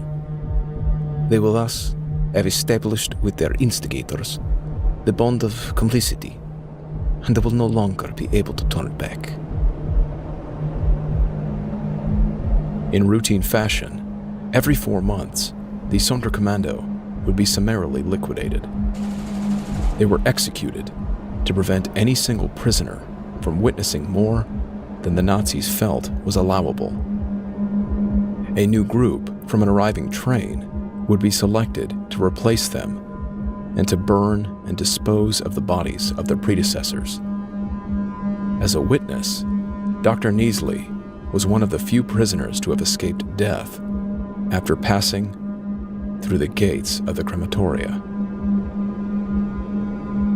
By the date of Dr. Neasley's arrival, Auschwitz was comprised of multiple adjacent or nearby camps. With increasing numbers of deportees arriving by train, a 3-pronged railroad track and additional crematoriums had been constructed at Auschwitz too.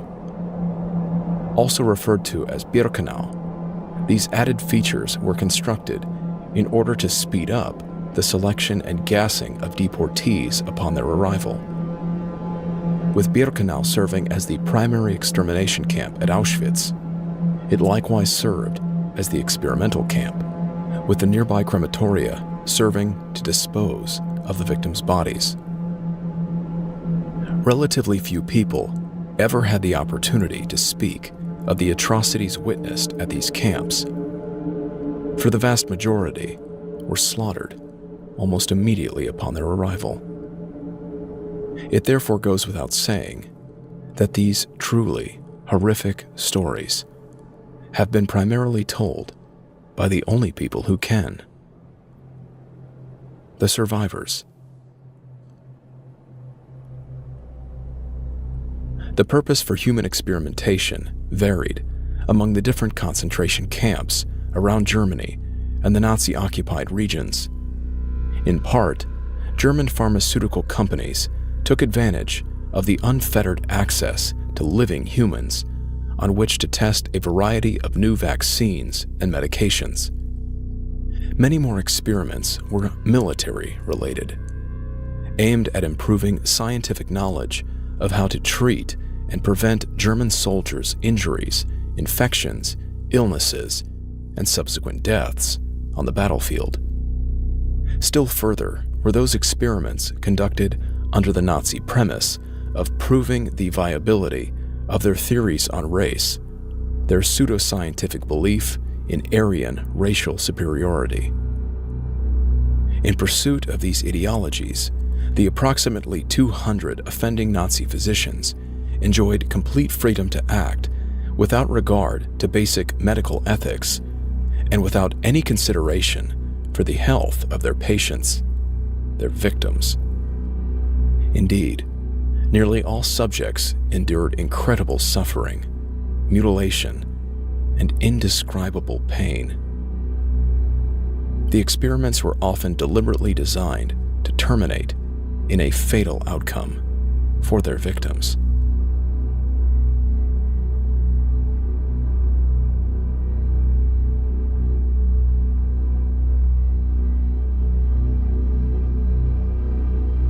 Founded in 1925, Interessengemeinschaft Farbenindustrie AG, or IG Farben, became a conglomerate of companies that would monopolize the country's chemical production and come to own all of Germany's major pharmaceutical industries. In a perverse coupling of scientific research and government-sponsored extermination, Nazi physicians received financial backing from and maintained close professional and research contacts with such leading medical institutions and universities, as well as an ongoing relationship with research laboratories. A strong supporter of the Third Reich, during the war, IG Farben sponsored numerous operations associated with the criminal activities of the Nazi regime, including the use of slave labor in factories built close to the concentration camps, such as that at Auschwitz. IG Farben played a decisive role in the German army's chemical warfare program, as well as contributing to the Nazi effort in exterminating unwanted peoples. IG Farben manufactured the cyanide pesticides, the cans of Zyklon B gas, that were used in the gas chambers. With regard to medical and pharmacological research projects, IG Farben was heavily involved in experimental programs using patients both from the Nazi regime's T4 euthanasia programs and those recruited without their consent from concentration camps. These projects included paying SS physician Helmut Wetter to test their newly developed drugs on deliberately infected patients at Auschwitz, as well as at the Buchenwald, Dachau, and Mauthausen camps. The subsidiary company Bayer was particularly active in Auschwitz. A senior Bayer official oversaw the chemical factory in Auschwitz III, or Monowitz. Most of the experiments were conducted in Birkenau, in Block 20. The Women's Camp Hospital, with Drs. Wetter, Edward Wirtz, and Friedrich Contress, testing newly developed drugs on deliberately infected prisoners. Taken from Auschwitz, hundreds of women were sold to the Bayer Pharmaceutical Company for additional unknown drug experiments, from which all known test subjects were noted in correspondence letters as having died during testing. The letters were sent to request more test subjects. Hitler's regime sponsored an additional series of inhuman experiments for alleged ideological, military, and medical purposes. They were undertaken under Heinrich Himmler's direct orders to gain knowledge of certain wartime conditions faced by the German Wehrmacht, or armed forces. The Nazi doctors considered military necessity adequate justification for their heinous experiments, saying that the prisoners were condemned to death anyway. There were several forms of war injury-related experiments.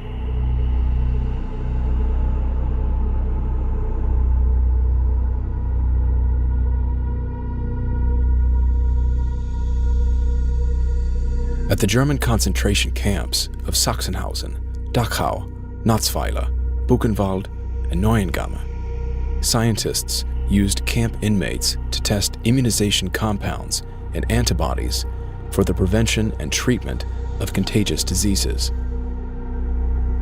Nazi SS Dr. Kurt Heissmeyer eagerly sought to have his name on research which disproved the popular belief that tuberculosis was an infectious disease, and to develop a vaccination serum against TB. In November of 1944, with assistance from the camp's chief medical officer, Dr. Alfred Trebinski, 10 girls and 10 boys, aged between 5 and 12 years old, were brought from Auschwitz to Neuengamme. Heissmeyer's experiments were conducted on hundreds of adults and the 20 Jewish children.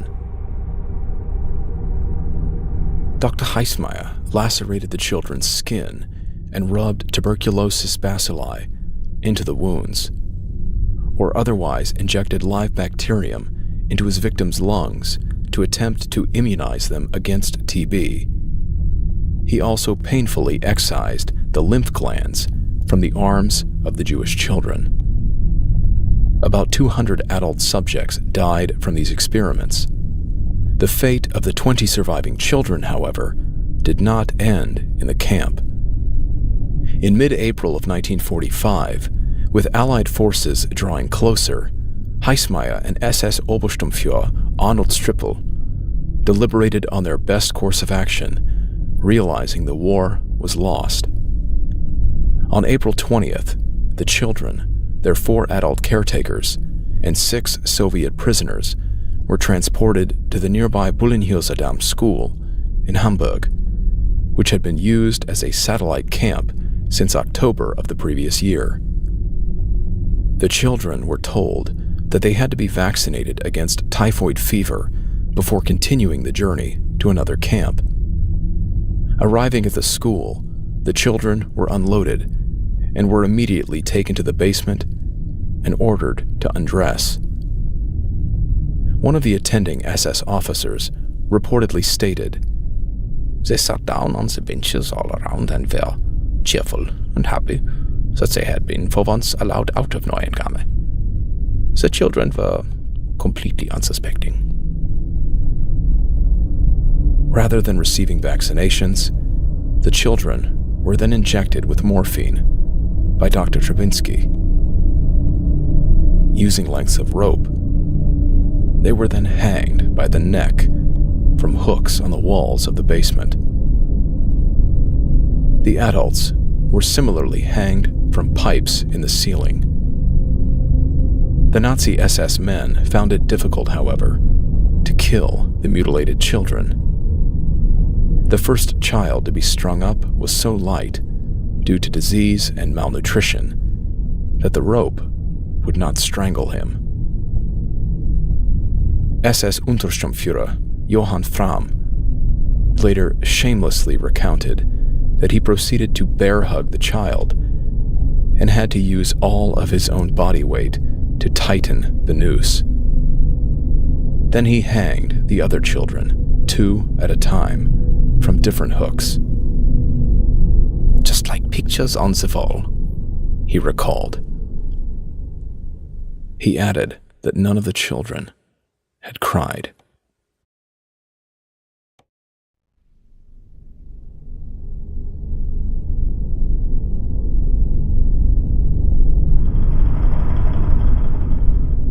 The German armed forces had suffered heavy casualties on the Russian front in 1941 to 1943 because of gas gangrene, a bacterial infection that produces an odorous gas in gangrenous wounds. These casualties and other combat-related infections generated an interest in creating a pharmaceutical treatment to replace surgery and amputation. Overseeing the experiments at Ravensbrück, Professor Karl Gebhardt and his assistants, Drs. Fritz Fischer, Hertha Oberhäuser, Rudolf Rosenthal, and Gerhard Schlauski, began by testing newly developed sulfa drugs. Ravensbrück camp contained mostly Polish women, dissenters and troublemakers to the Nazis during their invasion and occupation of Poland. Foregoing the use of anesthesia, wounds were deliberately inflicted on camp prisoners, both men and women. The flesh of their victims' bodies and limbs would be filleted. The open wounds were then infected with bacteria such as streptococcus, gas gangrene, and tetanus, after which only some of the patients were given one of the tested drugs. When serious infections failed to develop in their test subjects' wounds, they resorted to more gruesome measures. Wounds were reopened and filled with dirt, sawdust, rusty nails, slivers of glass, and other matter. The lacerations were then stitched closed to see how infections would develop in the bone and living tissue. SS Chief Medical Officer Professor Ernst Robert Krevitz visited the camp to oversee the experiments, remarking that the experiments still did not fully resemble conditions on the battlefield. He suggested they try shooting the women to inflict more accurate battle wounds. Instead, Professor Gebhardt and Dr. Fischer resorted to clamping their subject's muscle tissue at both ends of the lacerated wound so as to cut off circulation, as was commonly observed in the shattered tissue of bullet injuries. Some of the women were sent to the gas chambers after these torturous sessions. Many died from the experiments. Few still fortunately survived to give their testimony during the trials. In addition to infection, methods were explored to deal with bone fractures and grafting. Prisoners' legs were intentionally broken. Not only were sections of bones removed and attempted to be transplanted, but also muscles and nerves in order to study regeneration of these body parts. Since bone grafting was already a known procedure, much of this was unnecessary torture. In an even more senseless effort to discover the efficacy of transplanting severed limbs and joints, physicians at Ravensbrück amputated legs and shoulders from their inmates, and then attempted to transplant them onto other victims' bodies. While death was a common result of these experiments, all of the victims suffered excruciating pain, mutilation, and permanent disability.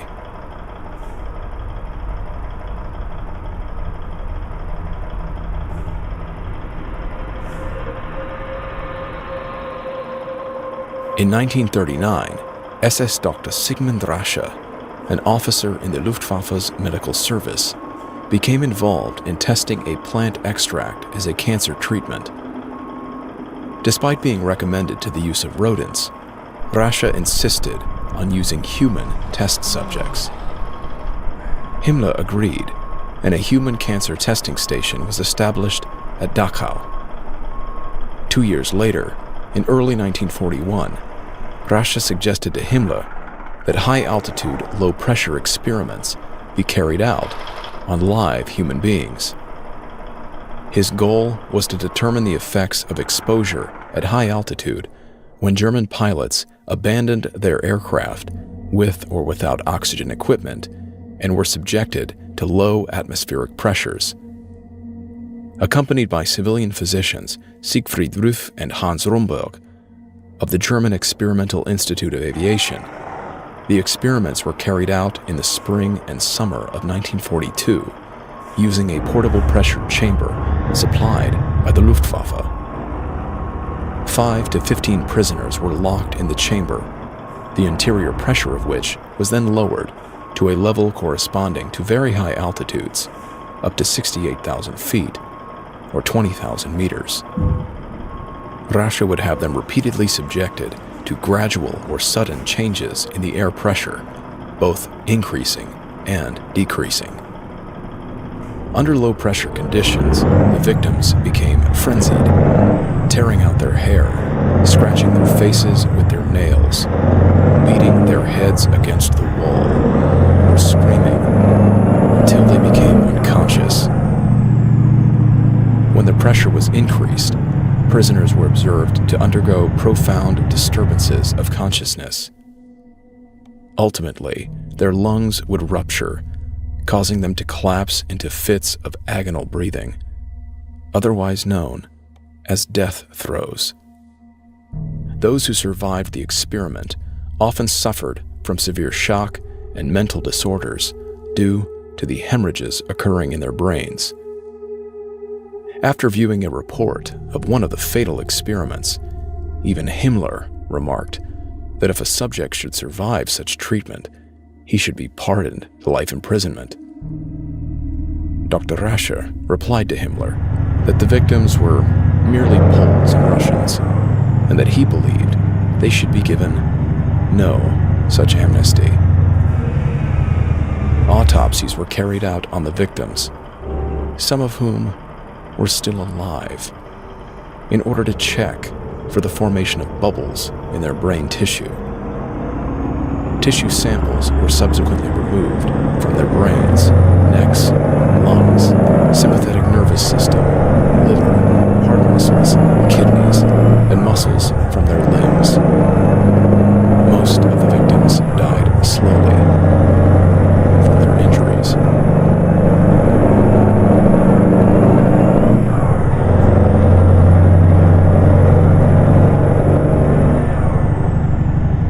Adding to his list of unethical medical studies, in 1942, Dr. Rasche conducted freezing experiments.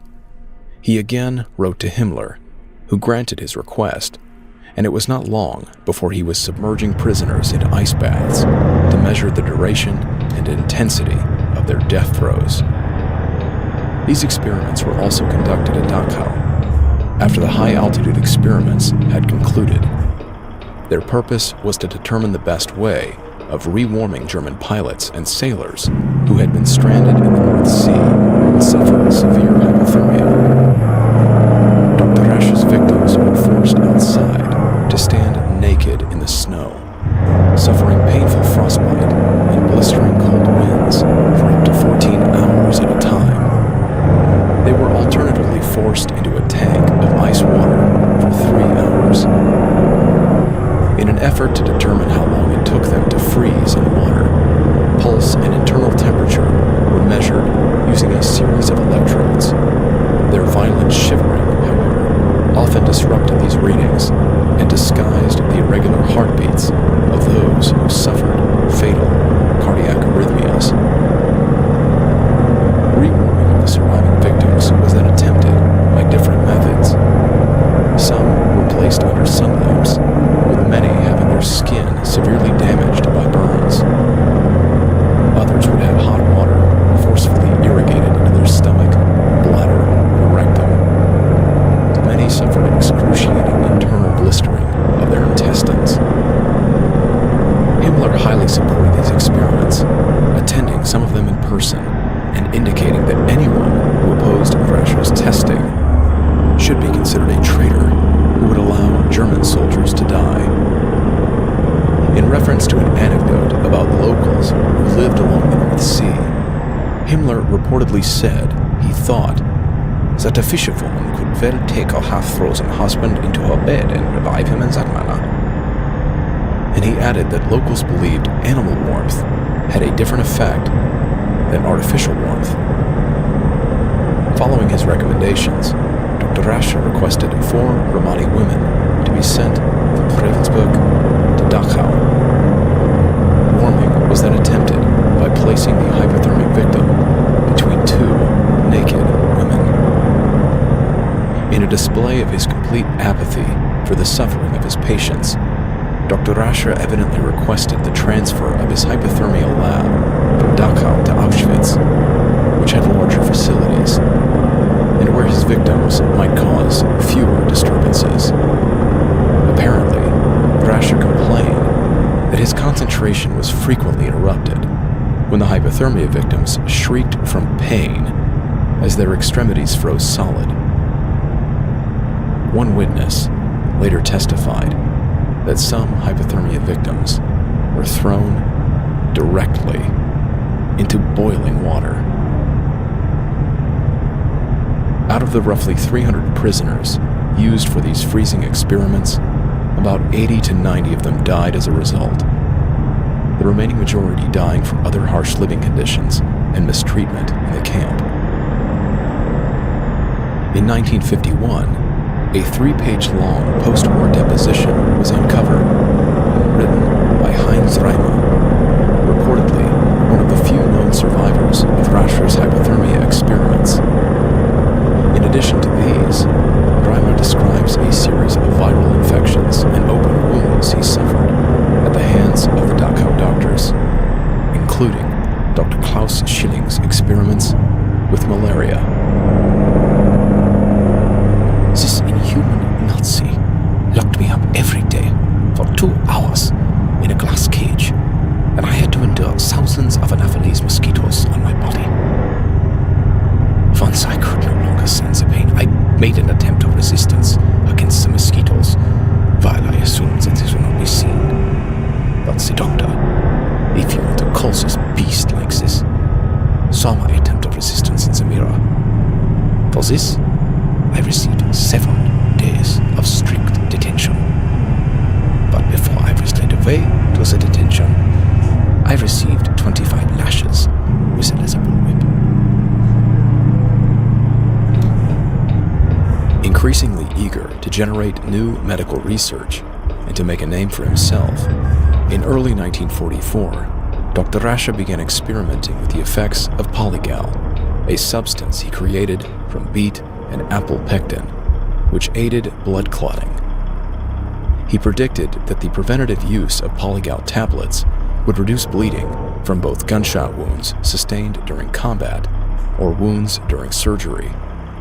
Subjects were given a polygal tablet and then shot through the neck or chest. Rascher further tested his patented coagulant by observing the rate of blood drops that would ooze from freshly amputated legs and arms of living and conscious prisoners at the Dachau crematorium. They were, of course, provided no anesthesia. Rascher would also shoot his Russian prisoners in the spleen whenever he needed extra blood to test. He published an article on his experience of using polygal, intentionally omitting the nature of the unethical testing on live humans, and even set up a company to manufacture the substance, staffed by prisoners.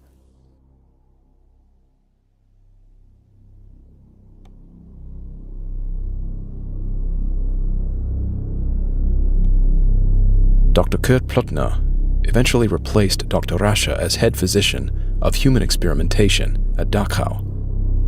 Plotner also administered the hallucinogen mescaline to Jews and Russian prisoners as part of the Nazi search for a truth serum that could be employed as an aid in interrogations.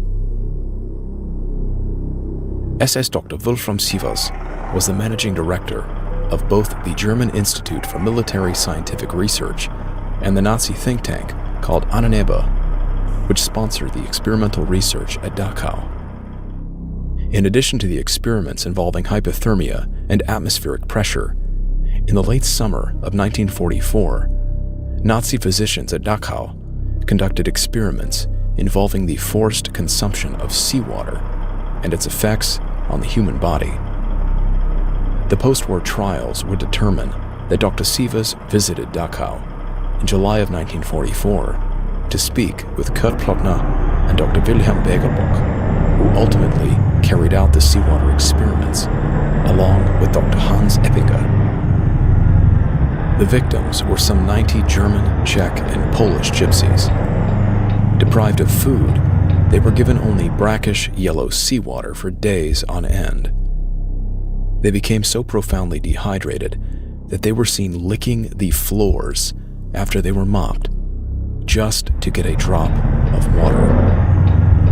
The experiments caused excruciating pain, foaming at the mouth, and in most cases, madness. The Nazis also conducted experiments which involved unspeakable varieties of torture that carried no pretense of ethical scientific inquiry. They included additional wound and poison experiments. Reports of experimentation with weaponized chemicals on concentration camp prisoners began as early as 1939 at Sachsenhausen. At the behest of Nazi scientists, prisoners were exposed to mustard gas and phosgene gas in order to test possible antidotes. Beginning in 1942, SS Dr. August Held, the director of the French Anatomical Institute at the Rijksuniversiteit Strasbourg, or Reich University of Strasbourg, initiated the conduct of human experiments with sulfur mustard at the concentration camp Natzweiler. Survivors and witness testimonies during the Nuremberg trials account that sulfur mustard was applied to the upper arms of several dozen prisoners, resulting in blistering and violently painful wounds that spread to the whole body and caused some inmates to go blind. The ointments then tested on the victims reportedly caused even further pain. Several prisoners would have their blisters and wounds reopened after a few days and then intentionally contaminated by the doctors with a combination of common bacteria to observe the development of infection. These experiments caused tremendous pain as they slowly destroyed the subjects' bodies until their deaths several days later. Dr. Hertz's final reports neglected to mention the circumstances of the experiments being conducted on living humans, nor the suffering of his victims. Like Dr. Hertz, Otto Bickenbach was a professor at the University of Strasbourg and an avid member of the Nazi Party. Since 1939, he had been researching possible treatments for the effects of the poison gas phosgene, which was used in combat during World War I. After reviewing and recorded testing on animals of his antidotes, Dr. Wolfram Sievers suggested that Bickenbach continue his experiments in connection with Hertz's weaponized chemical experiments at Natzweiler. According to surviving inmate Ferdinand Holl, the testing of phosgene gas on prisoners began in June 1943. According to his estimate, approximately 90 to 150 inmates were subjected to phosgene, 50 to 60 of whom suffocated to death in violent agony. Testing of phosgene gas then occurred again in 1944. 12 of the 40 inmates involved in these experiments were forced to take Professor Bickenbach's proposed antidote orally. 20 inmates received injections, and a control group of 8 inmates remained unprotected. Willi Herzberg, one of the survivors, told how Bickenbach himself led the inmates into the gas chamber, where he smashed phosgene vials on the ground. Bickenbach then left the gas chamber, and the doors were locked. After 10 minutes in the chamber, Herzberg overheard a muffled splashing caused by the bursting lungs of his fellow prisoners, who collapsed, foaming from their mouths, noses, and ears. His own breathing became distressed, and he had the feeling as if someone was sticking needles into his lungs. On his chest, he sensed a pressure, as if hundreds of kilos were put upon it, and he already thought that he would not survive this. According to Bickenbach's final report, 14 inmates sustained varying degrees of pulmonary edema, an excessive buildup of fluid in their lungs. At the initiation of Professor Karl Hasse, further poison experiments were conducted at Neuengamme.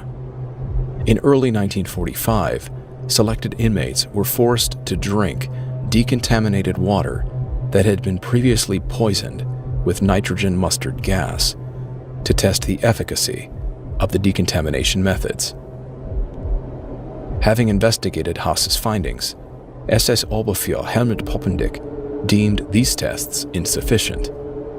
He urged Himmler to allow Hasse to conduct further testing, arguing that the ingestion of chemical agents be examined in more detail. Hasse evidently wanted to force 8 concentration camp inmates to ingest 8 different chemical agents in harmful doses, while another 8 inmates would be forced to ingest a lower dose that he considered harmless, in order to determine the threshold for overdosage. In February of 1945, Himmler withdrew his approval in consideration of the current situation. The Allied forces were drawing closer, and yet, this was by all accounts the first time Himmler refused to allow human experiments to be conducted in a concentration camp.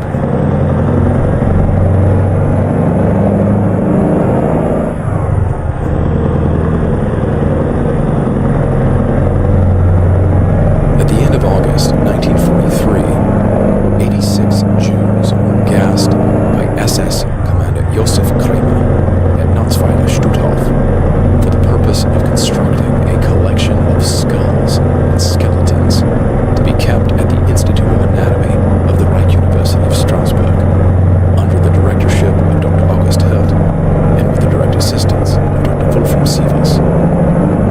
Dr. Hirt reportedly wished to acquire a large collection of Jewish skulls and skeletons to form a museum dedicated to the soon-to-be extinct Jewish race.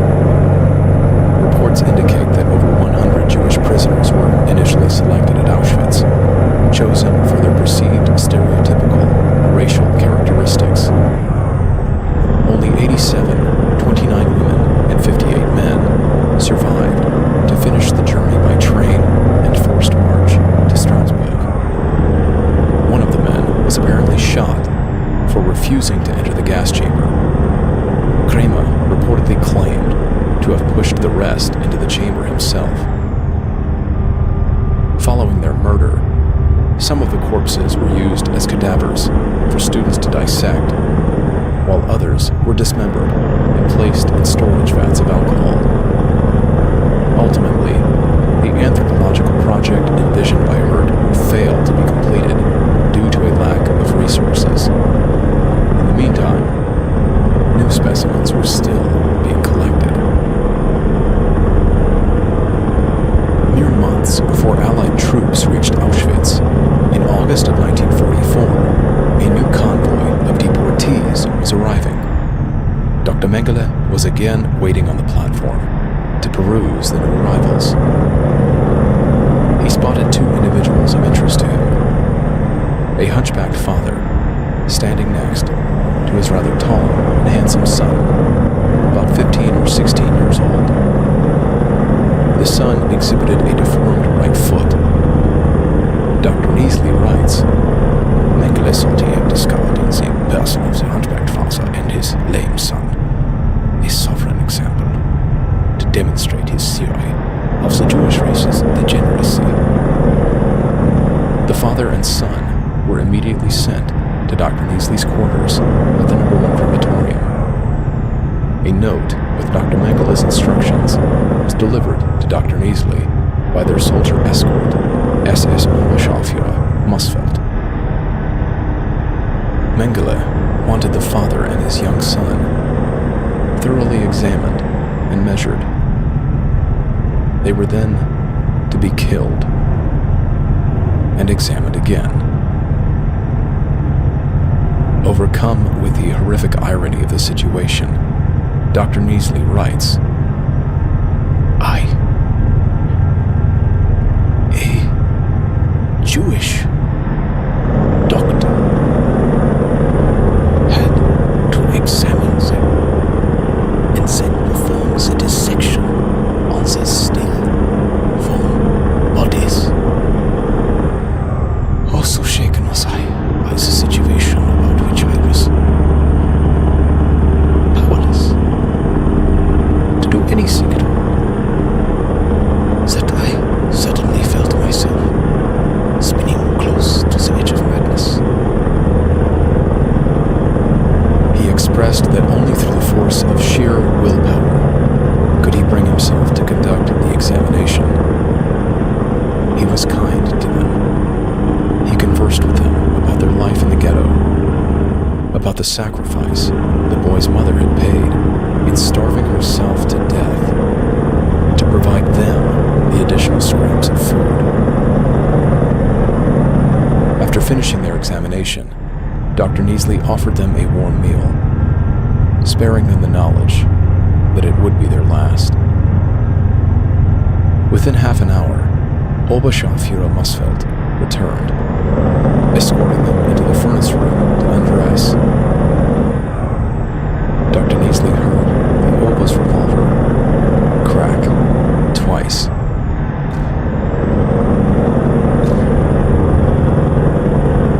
Dr. Neasley's autopsy of the father and son would show nothing to verify Mengele's theories. Neasley bitterly expressed that their bodies could still easily be used to fuel Nazi propaganda.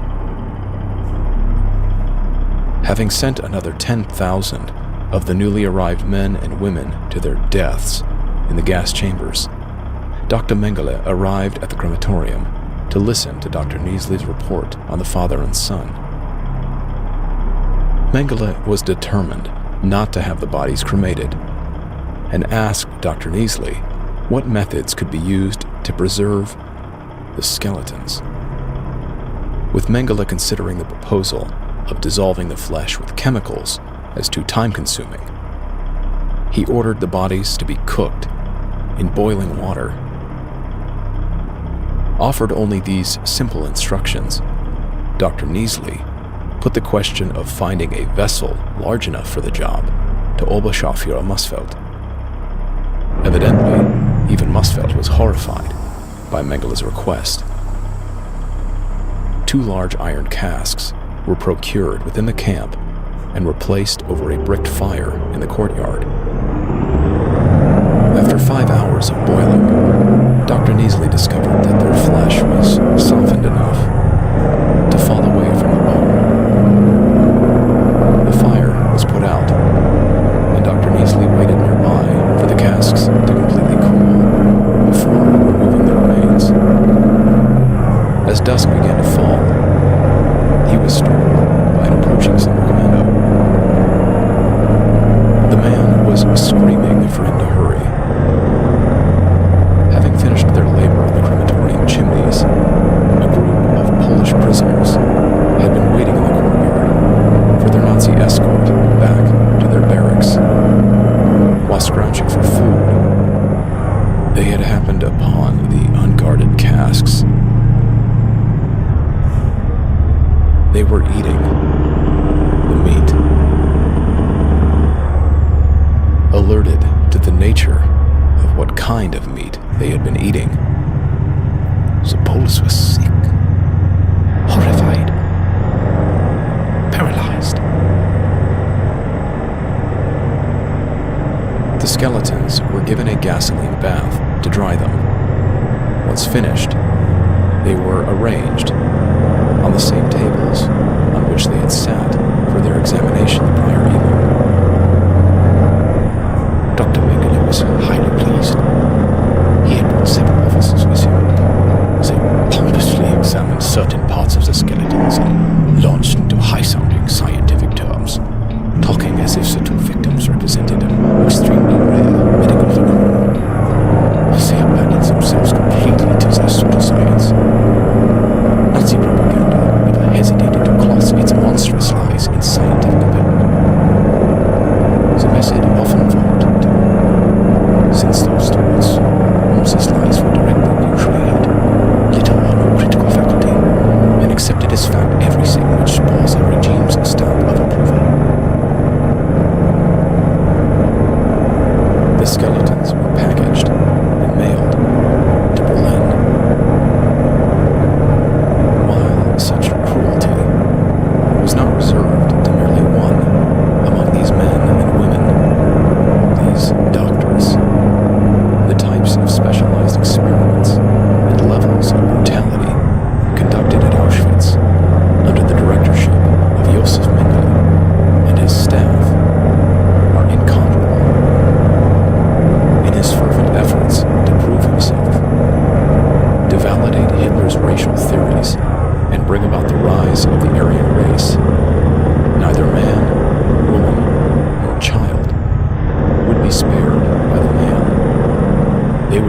referred to as Der Todesengel, the angel of death.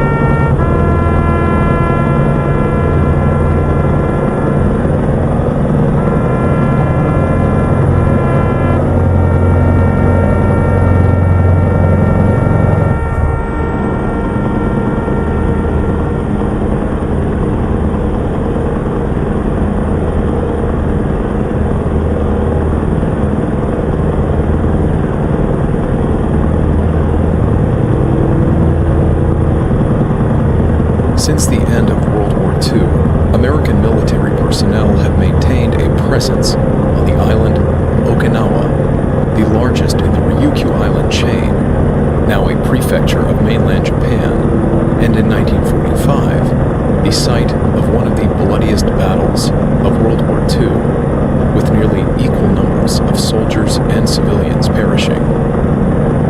Potentially due to its history of violent death, stories of supernatural encounters are common on the island.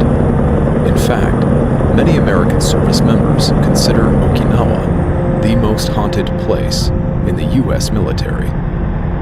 What if ghosts and specters were not the only supernatural beings these men and women encountered? This is the story of the Kitsune.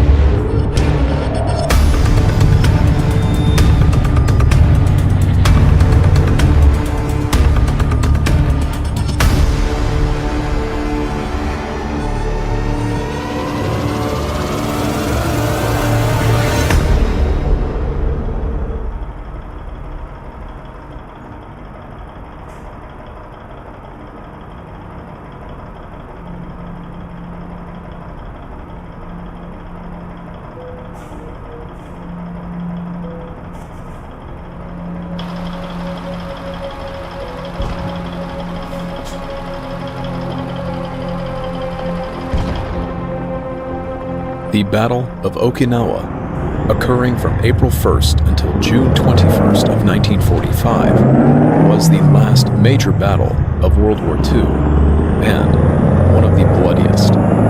The combatants and civilians both endured grisly casualties as American forces attempted to root out a defending Japanese army from their many tunnels and fortifications.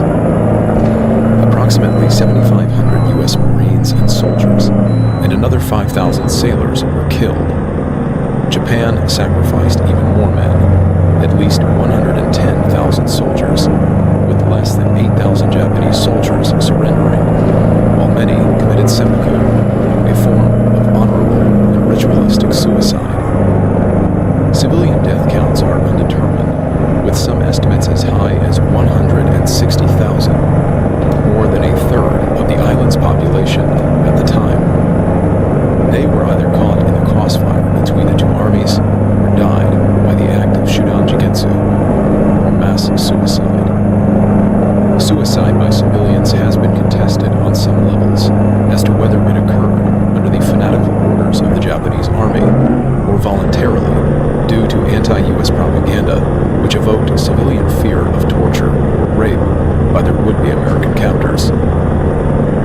is to say, violent death holds a significant spiritual presence on the island.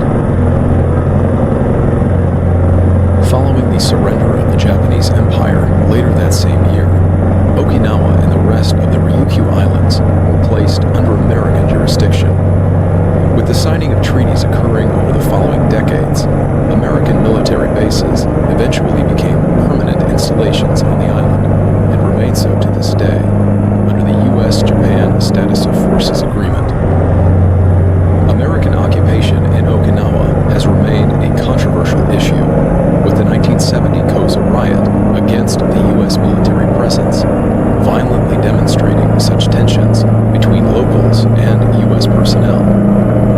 To both the anger and approval of many Okinawans and Americans, the Okinawa Prefecture and Ryukyu Islands were ultimately reverted to Japan on May 15, 1972. The U.S. installations, however, remained as part of the international agreement. While infrequent incidents of drunken and criminal behavior on the part of U.S. personnel over the decades have largely contributed to these local tensions, the dangers and inconveniences of living near to several military bases, pollution, noise, and aircraft or airborne debris unintentionally killing residents and children, crashing into homes and playgrounds, carries an additional portion of blame. Since the end of World War II, some among the local population have viewed this surrender of Okinawa by Japan as abandonment. Still, other locals continue to approve of both Okinawan independence as well as the incorporation of American culture. Throughout these last 70 years, with Okinawa serving as a military outpost, a jumping-off point for overseas deployments, expeditions, and other contingency operations in Southeast Asia, tens of thousands of American military personnel, Marines, soldiers, sailors, and airmen have likewise found themselves entrenched in Japanese culture, including its supernatural elements. The majority of supernatural encounters on Okinawa have been spectral in nature, with events such as hauntings being reported to occur in the same locations over the years, the stories even appearing in military newspapers. If we look to the many varieties of folklore and myths the world over, every culture has assigned specific human characteristics to certain animals, which they live in close proximity with, incorporating these animals into their stories and legends. The wise owl, the cunning serpent, the lone wolf. The sly fox is no exception. Throughout Chinese and Japanese lore, the fox, kitsune, has been widely regarded as an intelligent being, one who possesses magical abilities that increase with age and accumulated wisdom. The more tails a kitsune has grown, the older, wiser, and more powerful it is. The Japanese term yokai is prescribed to supernatural entities, including the kitsune. According to yokai folklore, for instance, upon reaching a certain age, varying in folktales between ages 50 to 100, all kitsune acquire the ability to shapeshift into men, or, more commonly, beautiful and seductive young women. While medieval superstitions ran wild in Europe and America, with prosecutions and witch burnings occurring throughout the latter centuries of the second millennium, Japanese villagers feared crossing the path of a stray fox, or that of a lone woman in the evening, as she was presumed to be a fox in disguise. According to folklore historian Yue Kasal, the conviction that there are bakemono kitsune, bewitching foxes, has become so deeply ingrained in the Japanese that even in these modern enlightened times, few people will venture to pass a lonely spot, especially a graveyard or wood at night. They openly admit their fear of being bewitched. Nobody is ashamed of it, and if an uncomprehending foreigner laughs at the superstition, examples are immediately forthcoming of well-authenticated cases, or at least of people who knew people whose friend was once fooled by a fox. When a fox's weird yelping is heard at night, people crawl deep under their covers and pray that the beast may leave them in peace and pass on. In some parts of Japan, communities will not even use the word kitsune at night, fearing to call the powerful fox demon. They may use inari instead. Some tales speak of kitsune possessing incredible powers, able to bend time and space, drive people mad, or take fantastic shapes, such as a tree of incredible height or a second moon in the sky.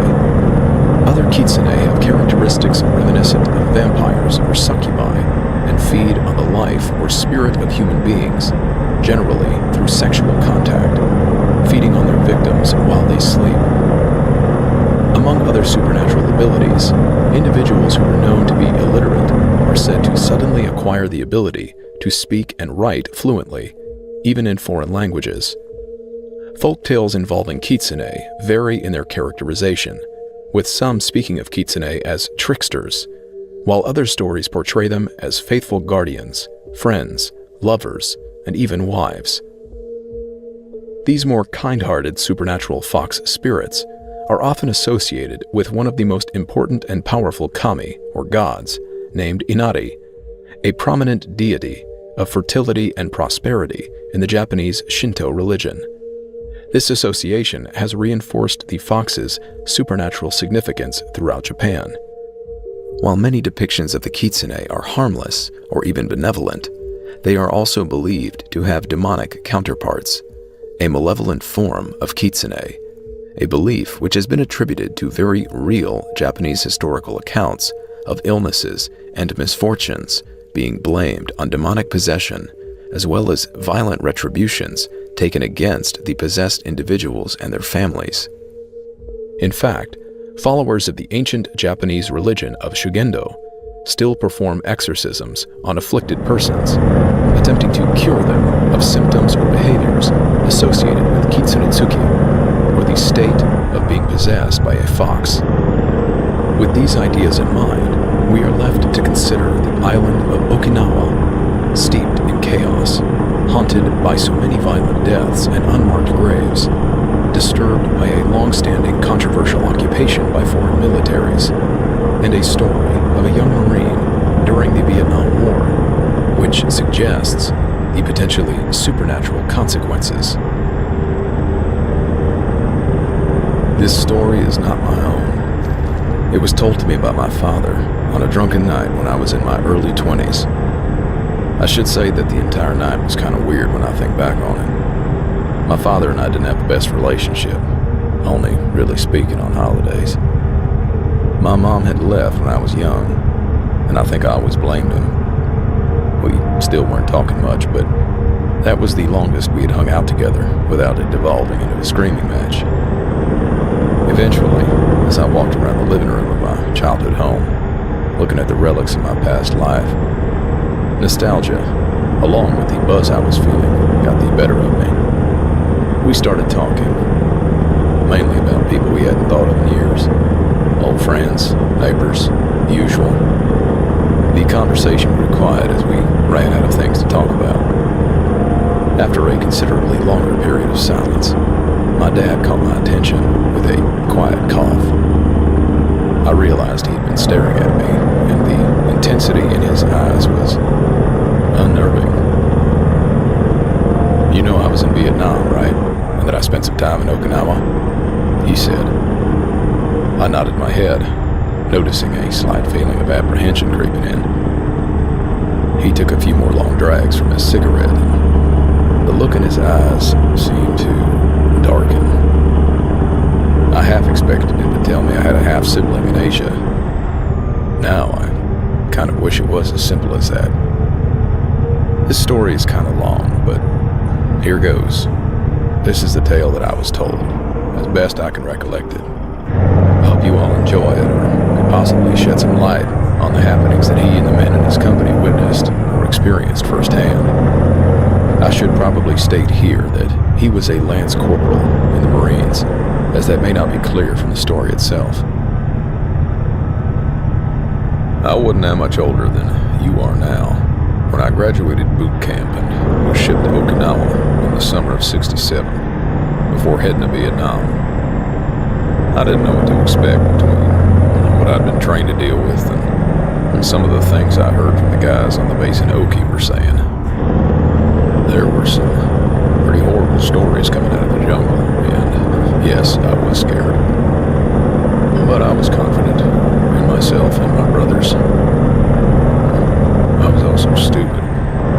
The first few days I was on Okinawa, I was restricted to base, as was anyone who had never been there before, so we didn't get into too much trouble. The first day I got a pass, one of the older guys took a group of us out to a nice bar, where they specialized in making us feel comfortable. The girls there were good at their jobs, and so were the cooks. And that's not the point, just facts. We all started drinking sake and cutting up, and I was dumb enough to believe that my whole deployment was going to be alright. That night was fun, but nothing really happened. It was the second time that I went out, probably 3 or 4 days later, that I started to notice something a little off about the higher-priced girls. For one, a lot of the girls that worked there had minor skin problems or obvious bruises on them, but the high-dollar ones were clean and unblemished. They also spoke much better English than the other girls, even though they didn't look any older. Anyway, that was the first occasion that I decided to spend the night with one of those girls. I had the best dream of my life that night. I still remember walking by those snow-capped peaks in the countryside with her on my arm. I was disappointed when I woke up in the dark, kind of rank barracks the next morning, and didn't remember exactly how I got back there. I figured I'd had too much to drink. Anyway, the day before we were supposed to head to Da Nang, we were told our company commander, our CO, got deathly ill. And we were also told that our further deployment was on hold. And stuff like that happened, so we didn't think much of it. I spent quite a bit of time at the bar, but I didn't spend the night with the women every time. Some of the time I just wanted to drink, and their whiskey and cigarettes were cheap. But it was after my 4th trip to the bar that something happened to a friend of mine. Also, that was the night I asked one of the girls why none of the local Japanese boys ever came in. She brushed it off with something about the place just being for American GIs. Anyway, that night the bar was packed. The guys were dancing, drinking, and basically just blowing off steam. I was in the corner with a few guys from my platoon. Jameson, a big Irish American with a typical Boston accent, was being his loud and obnoxious self. And Eddie and I were laughing at his BS stories between mouthfuls of warm beer. Piss water, Jamie called it. We had already waved off a few of the girls who'd come around, trying to make their money, when I saw a familiar figure walking toward us, flanked by a pair of girls just as flawlessly beautiful as she was. Eddie was the first one of us to give in. He slipped me some cash to help pay for the drinks. Jameson drifted away next, leaving me and the woman who I was starting to consider a friend, alone in the booth together. As she helped me finish drinking the beer that was left in the pitcher, and after taking my money, she eventually lured me upstairs to one of the private rooms, me being too drunk to resist anymore. I again woke up in my barracks with no memory of my return trip. That morning, while I was nursing myself through breakfast and mainly just drinking coffee, I noticed that Jameson hadn't showed up. I went back to the squad bay and checked his rack, his bed, and was surprised to find his stuff still there, but the big guy nowhere to be found. I thought maybe he'd gotten a 2-day pass or stayed at the club the night before and hadn't made it back yet, so I didn't worry too much. I showed up to work with Eddie, and we started our daily routine, helping the guys in logistics load and unload trucks mainly. Jamie still had not showed up by the time we were finishing lunch, and so I figured I should mention it to someone. Before going back to work, I found our lieutenant in his office. I asked about Jameson's past situation, and he pulled the logbook out of his desk, checking the roster. Apparently, he had been given a 2-day pass. That explained it, or, that's what I thought. We went out again that night. I was standing in the line waiting to get into the place with some of the other Marines, smoking and chatting about nothing in particular, when I felt the hairs on the back of my neck stand up. It felt like I was being watched, so I started glancing around. I was about to turn back and say something to Eddie when I finally saw the guy, about a half a block away, standing at the entrance to a narrow alley and staring right at me. He was short, wearing a Japanese army uniform. We made eye contact, and instead of looking away, he motioned for me to walk over to him. I'm not sure why, but I made up some excuse and split off from the group. I could just sense the guy wasn't going to start trouble. As I got closer, I could see that he looked scared, or maybe angry, but certainly not threatening. I offered him a cigarette, and he took one, again motioning for me to follow him, this time down the alley. I stayed a few paces behind him just in case, and then he turned and opened an unmarked, barely painted metal door. Obviously a restaurant, the smell of cooking fish and rice wafting out. He ushered me into the kitchen, urging me to sit at a small, cheap table that had an overflowing ashtray and wet rings all over the top. From the looks of it, this was where the cooks took their breaks. He disappeared for a few minutes, then came back carrying a couple of bottles of beer. He handed one to me before he sat down across the table. He was about my age, but the set of his jaw and the look in his eyes told me that he had probably already seen things that would have turned me into a gibbering mess. "How long have you been going to that club?" he asked me. I was more astonished by his lack of accent than anything else. I told him I'd been there a few times and that I enjoyed the music as well as the company of the staff there. He nodded as I sipped at my drink, and I could see him trying to organize his thoughts.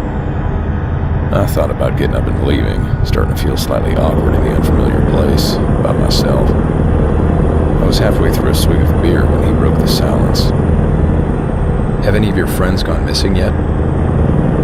I put down my beer. The question made me pause because I immediately thought about Jameson. Since I hadn't gotten into the club across the street yet to see if he was in there, I just shook my head. But I was still a little freaked out that he had asked such a question. "Just be careful over there," he said, and stood up, giving me a bow and sending me on my way after I finished my drink. He might not have believed me. Maybe the look on my face gave me away. Anyway, I walked back to the club, finding Eddie just a bit closer to the door than when I left him. Pretty soon we were inside, being ushered over to the booth that by now had become pretty much our regular spot. We ordered food and a pitcher of beer. I was now feeling a bit edgy. I remember looking around, trying to find a few more familiar faces.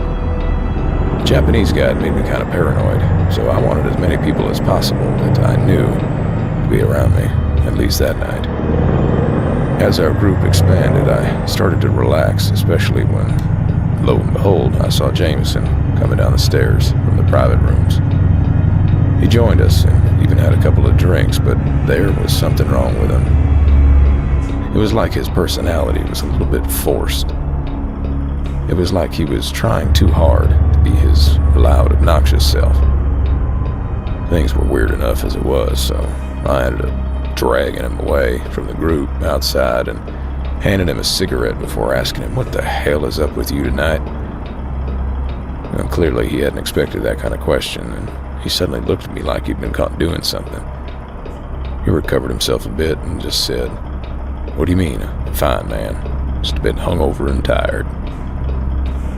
I didn't feel like I should press the issue, so I accepted his explanation and we smoked in silence before we headed back inside. Eddie had disappeared from the booth. When I asked, I was told that one of the pricier girls had come by and swept him away. That was pretty typical, but now, what with that Japanese guy had said at the back of my mind, I was feeling jumpy, slightly worried about my friends. I quit drinking early that night and got a lift back to the base with a couple of guys who were probably way more smashed than I was. Thank God we didn't wreck the car on our way back. I went to sleep feeling concerned, but hoping that we would be leaving the island soon. No such luck, since we found out that morning that the commander apparently took a turn for the worse. Although there was some talk about us being shuffled around to get more bodies into the jungle. Thing is, Jameson didn't show up for work that day, either. With his 2-day pass being expired, me and Eddie covered for him when they took names at formation. Well, it turns out our lieutenant noticed. With Jameson being expected back, the LT had been looking for him. He pulled me aside after formation to ask where he was. I told him Jameson was likely hung over in his rack. Probably should have said he was at medical. He let it go, but told me to forward a message. He suspended Jameson's off-base privileges and wanted to speak with him first thing the next day. Remember when I told you I was stupid? Well, despite my concerns, I found myself going back to the bar a little earlier than usual that day. We got released early since the supply shipment was delayed and we had nothing to do. But of course, I also wanted to look for Jameson. We could only lie so much before he was accused of going AWOL. Eddie joined me in going to the bar again, but Jameson was there before us, sitting in the booth. To be honest, it looked like he'd been there all night and hadn't slept. If I could trust my instincts, something was very wrong. He looked worse than he had the day before, so I told him he looked like hell. "I think I caught something," he said before hacking into a piece of cloth that was blotted in red stains.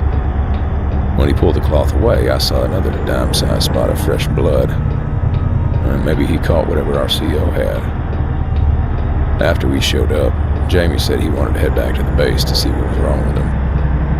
I wanted to ask him why he hadn't gone to medical sooner, but that's a Marine for you. Me and Eddie decided that he shouldn't go back on his own, so we decided to get him a cab and make sure he made it to see a corpsman. On our way outside, I glanced toward the alley where the soldier had been standing before, but the street was pretty much deserted since it was early. Jameson's repeated disappearances and now his decline in health had me spooked. Was this what the Japanese guy was talking about? And if anything, I thought maybe Jamie's food or beer was being poisoned or something. He was a bit obnoxious when he drank, and a lot of locals didn't exactly like having us there. Can't imagine why. But I got the feeling that the Japanese guy knew something about it, and I'd have to find him and ask when I had time. The taxi, we called them honchos, wasn't licensed to drive on the base, so we had to walk from the front gate. Since the barracks was in the opposite direction, Eddie offered to escort Jameson to medical, so I spent the rest of the evening writing letters and decided I would check on Jameson in the morning. All things considered, I slept pretty well that night, and for the first time since I'd met the gorgeous local girl at the club, I didn't dream about her. Actually, I might not have dreamt at all. I don't remember most dreams, but it was significant because it was the first time that week that I hadn't dreamt about her. I'd been looking forward to it. I also noticed that despite a good sleep, I felt a little bit off the next day. Not sick exactly, just sluggish. I thought maybe I caught what Jamie had. I was kind of tired the whole day, as if my energy had been drained as soon as my eyes had opened. During our morning formation, a few names were called that would be shipping off to Da Nang. I wasn't one of them, and neither was Eddie. After formation, I told Eddie to cover for me and headed over to medical. To my surprise, Jameson had checked himself out. In fact, he had ripped out his IV and apparently left in the middle of the night without telling anybody. The cots were uncomfortable, so the corpsman figured he went back to his barracks to sleep. I checked. He wasn't there. So I went to the front gate and checked the logbook. I could see where we signed him back in, but there was no signature for him leaving. In any case, he wouldn't have been allowed off base, what with not having a renewed Liberty Pass. I figured, and it worried me, that he must have snuck off base, either jumping a fence or finding some other way. The girls at the bar were cute, but with how weak he looked, I couldn't figure out how or why he would go to such lengths just to get back there. But where else would he have gone? As soon as I was able to, I left the base, heading for the club. I figured explaining my paranoia to Eddie would be too weird, so this time I went alone. Before leaving, I stopped by the squad bay to grab something. My pistol. Our issued weapons were kept at the armory, but luckily, someone told me to pack out a pistol from home, since he said the .45s I gave you would blow your ears out. Well, they would probably court-martial me if I was caught taking a gun off base, but I felt a lot safer going alone with it. It was early. The place was practically empty. I didn't see Jameson. None of the staff were very helpful either. Not knowing what else to do, I went back outside, and my feet took me back to that alley. The soldier wasn't there, but rather than turning back, I walked back down the alley, the same dingy metal door. I tried opening it, but wasn't surprised to find it locked. Figuring I'd try to go around the front, I turned to walk back up the alley and practically collided with a Japanese soldier, who had apparently walked up behind me without making a sound. He apologized for startling me and then raised his hand and knocked twice on the kitchen door, yelling something I didn't understand in Japanese. The door opened and a short old man wearing a suit stared at us with mild interest before he puttered off. He walked me to a private booth on the actual dining floor this time and ordered for both of us. Meanwhile, we made small talk and I was trying to figure out what to even ask that didn't seem accusatory. After a server dropped the beers off, the soldier stared at me for a few seconds. "So, what brings you back here?" he asked. And now that I was paying attention, I was kind of surprised at how well he spoke English without any trace of an accent. Figuring I'd be straightforward, I told him about Jameson. When he heard it, his whole demeanor changed noticeably. He went from somewhat relaxed to, pensive, anxious, even a little bit angry. Whatever it was, his mood didn't brighten when I told him my theories about the whole situation. Although his face shifted slightly when I mentioned the possibility of the food and alcohol being poisoned. He said nothing. With nothing else to do for it, we ordered a few more beers, and to get the conversation going, I reverted to small talk. His name was Brian, and he had been born in the States and had even went to school there for much of his youth, which explained the fluent English as well as his American name. When we were a few beers in, I thought I would press my luck, now that he seemed more open to talking. He still hesitated, but quietly told me that he had a theory about the people running the place, and that they might be killing or enslaving people, but he was having a hard time getting information. Apparently, people kept disappearing. I began to understand his anxiety in telling me this. He was worried he might disappear too. I thought about it for a bit and volunteered to poke around later that night. He resisted, but eventually agreed, telling me, "This is my father's place. Just tell the cooks you know me if they give you trouble, and stop coming through the front door." With that, we parted ways. I headed back outside to find a line queuing up in front of the bar. I hopped in and waited to get inside with the rest, hoping Jameson might have showed up. I didn't see Jamie anywhere. I saw the girl he normally spent time with, and she said she hadn't seen him either. Since the bar was more crowded than usual and I wanted a better view of the place, I sat at the bar. Feeling a bit anxious, I was happy when another guy joined me. He was a talker, but I let him prattle on while I mulled over how to begin my investigation. Not unexpectedly, I felt a familiar female form pressing up against my upper back. I had nearly forgotten how stunning she was. Hell, I'm pretty sure I forgot about Jameson as soon as I made eye contact with her. Still, I did my best to play hard to get for a while, ordering more beer, drinking, and making her do the same before letting her convince me to rent a room for the night. Sometime later, after we had finished, I feigned sleep for a bit while listening to her breathing until I was convinced that she was well asleep. I eased my way out of the bed and slipped into my clothing in the dark. I grabbed her garments and made for the private bathroom, closing the door and going through her belongings. I didn't find anything suspicious. I put the stuff back the way I'd found it and slipped out of the room, following the hall back to the stairs. I went back down into the club, which was practically shut down. Only one bartender was on duty, and a pair of cooks played cards at a table, smoking and talking loudly. I couldn't do anything with the bartender watching me, so I ordered a few drinks, which I poured quietly onto the floor. I wanted to keep my wits about me. After supplying me with my third drink, the bartender gave me my opportunity, disappearing in the direction of the bathroom. I made sure the card players weren't paying attention, then slid off the stool, acting as if I were going to the same place, then ducking through the door into the kitchen. I looked around, but saw nothing that looked out of the ordinary. I walked to the freezer. Perfect place to hide a body, I thought. I opened the door and looked inside.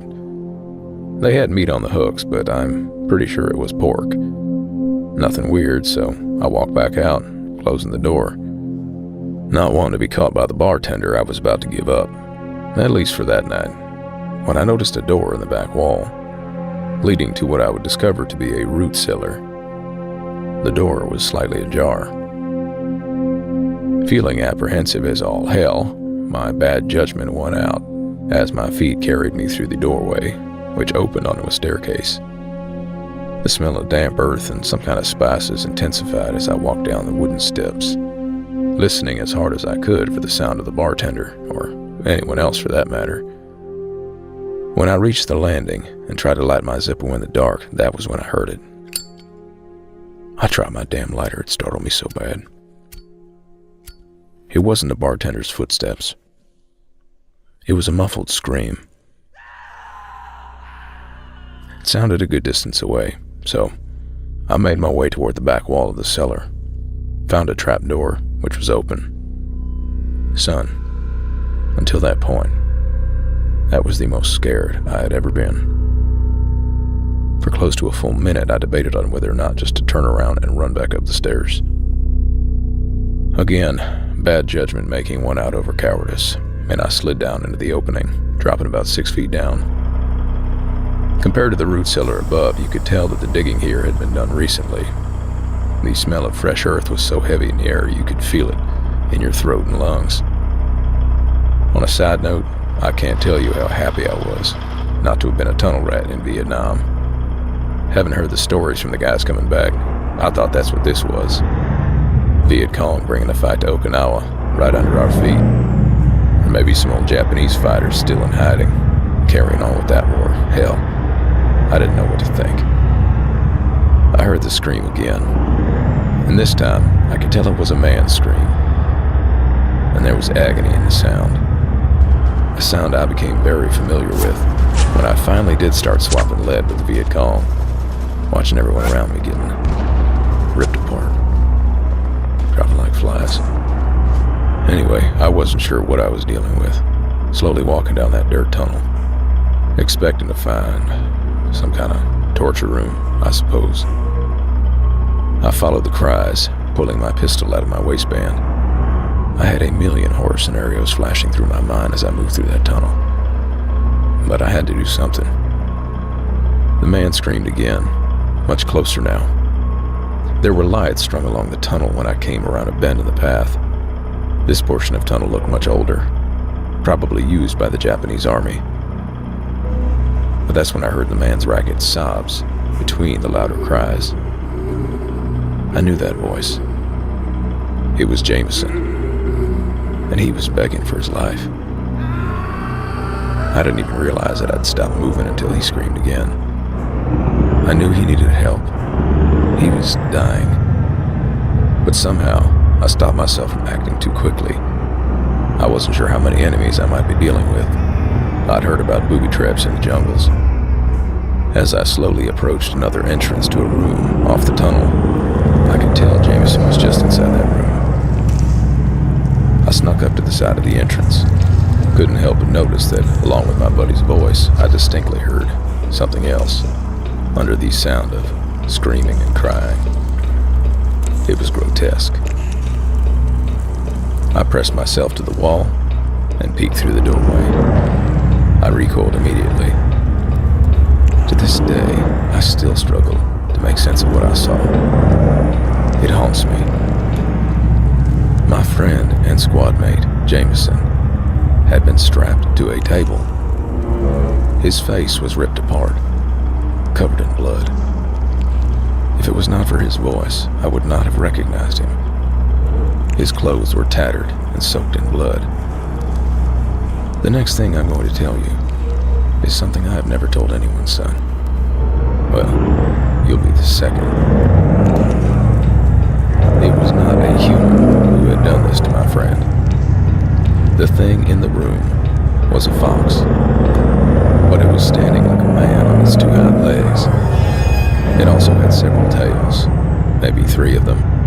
I don't know what the hell it was, but it was eating my friend alive. I raised my pistol as I swung wide through the door, squeezing the trigger as I approached the monster from behind.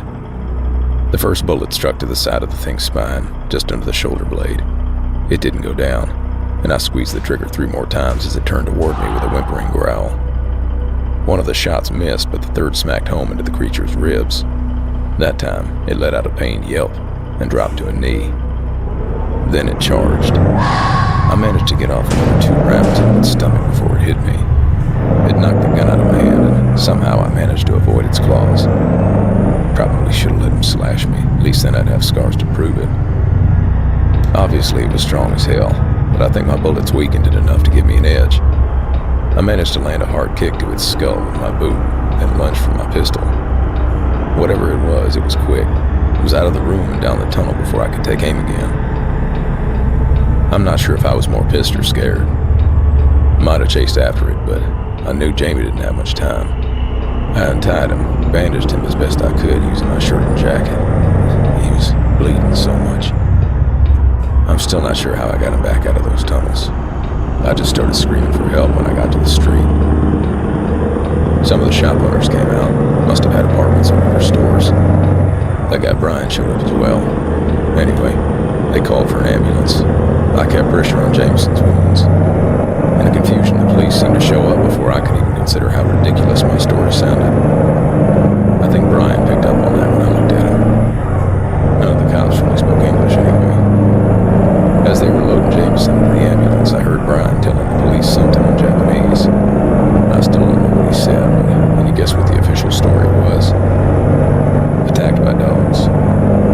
Well, they were half right. But without any proof, I knew if I tried to tell them the truth, they'd chuck me in the loony bin. Hell, you probably think I'm crazy too. Law enforcement was pretty loose, or maybe they figured whatever Brian told them was enough, but the cops left me there. Didn't ask me to come down to the station, make a statement or anything. No idea. I followed Brian back into his dad's restaurant after the cops and ambulance left.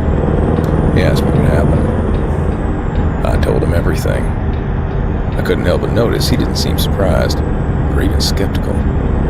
It's like he expected something like this, like giant fox monsters or run-of-the-mill around that island. All he said is that I'd done enough, and he would take care of the rest. I told him I wanted in on whatever he was planning, but he shut me down, telling me to go back to the base and to sit tight. He gave me a beer before he left, and I thought about following him, but for the first time in a couple weeks, I chose to do the smart thing and to stay out of it. I went back to the base and reported the incident, told them Jameson was being taken to a hospital. I left out the part about the fox. Not that I could have slept that night, even if I'd wanted to, but around 4 a.m. a lot of guys were awakened by what was the distinct sound of an explosion in the distance. Like me in the tunnel, everyone thought maybe the enemy was somehow bringing the fight to Okinawa, which made no sense, and that notion was quickly dispelled. A few hours later, we were standing in full battalion formation, and we were missing a few guys from our platoon, not just Jameson. Apparently, the explosion had been the bar, being blown to smithereens. Killed all of the guys sleeping with the girls upstairs, including Eddie. Took out a good part of the buildings around it too, apparently. Never did see it. They restricted us to base from then on. I never heard from Brian again. Never found out what happened. The incident was covered up. Gas leak, they told us. Maybe that's how Brian did it. Opened the gas lines in the kitchen. I was probably the only one who knew anything about it, and I figured saying anything might incriminate me. to just make things worse. Jameson went into a coma. Too much blood loss. He didn't make it. It was then that I stopped making new friends. Good thing, too. I would have lost a lot more once I got to Vietnam. I shipped out the day after I found out about Jameson's death. I saw things in that jungle that were horrible. But it was never enough to make me forget about that thing in the tunnels. I have never told anyone else this story. But I have to admit, it feels good to get it off my chest. After he stopped talking, he was quiet for a long time. I finally thanked him and let the story sink in as I went to sleep. I have never checked out anything he told me, but I just wanted to share the story with you guys, as I thought you'd all enjoy it. Thanks for listening.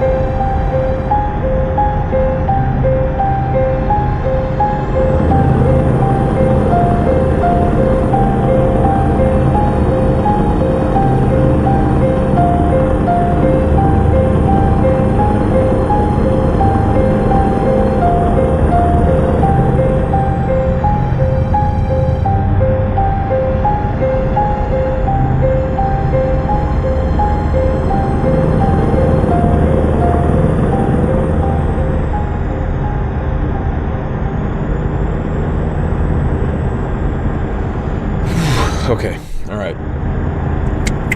First few days I was on Okinawa, I was restricted to base, as was anyone who'd never been there before. I can't do that. I'm over it. I'm done. I just can't. I can't. But what it is about tonight, but I just don't want to fucking do this, man. Don't want to fucking do this.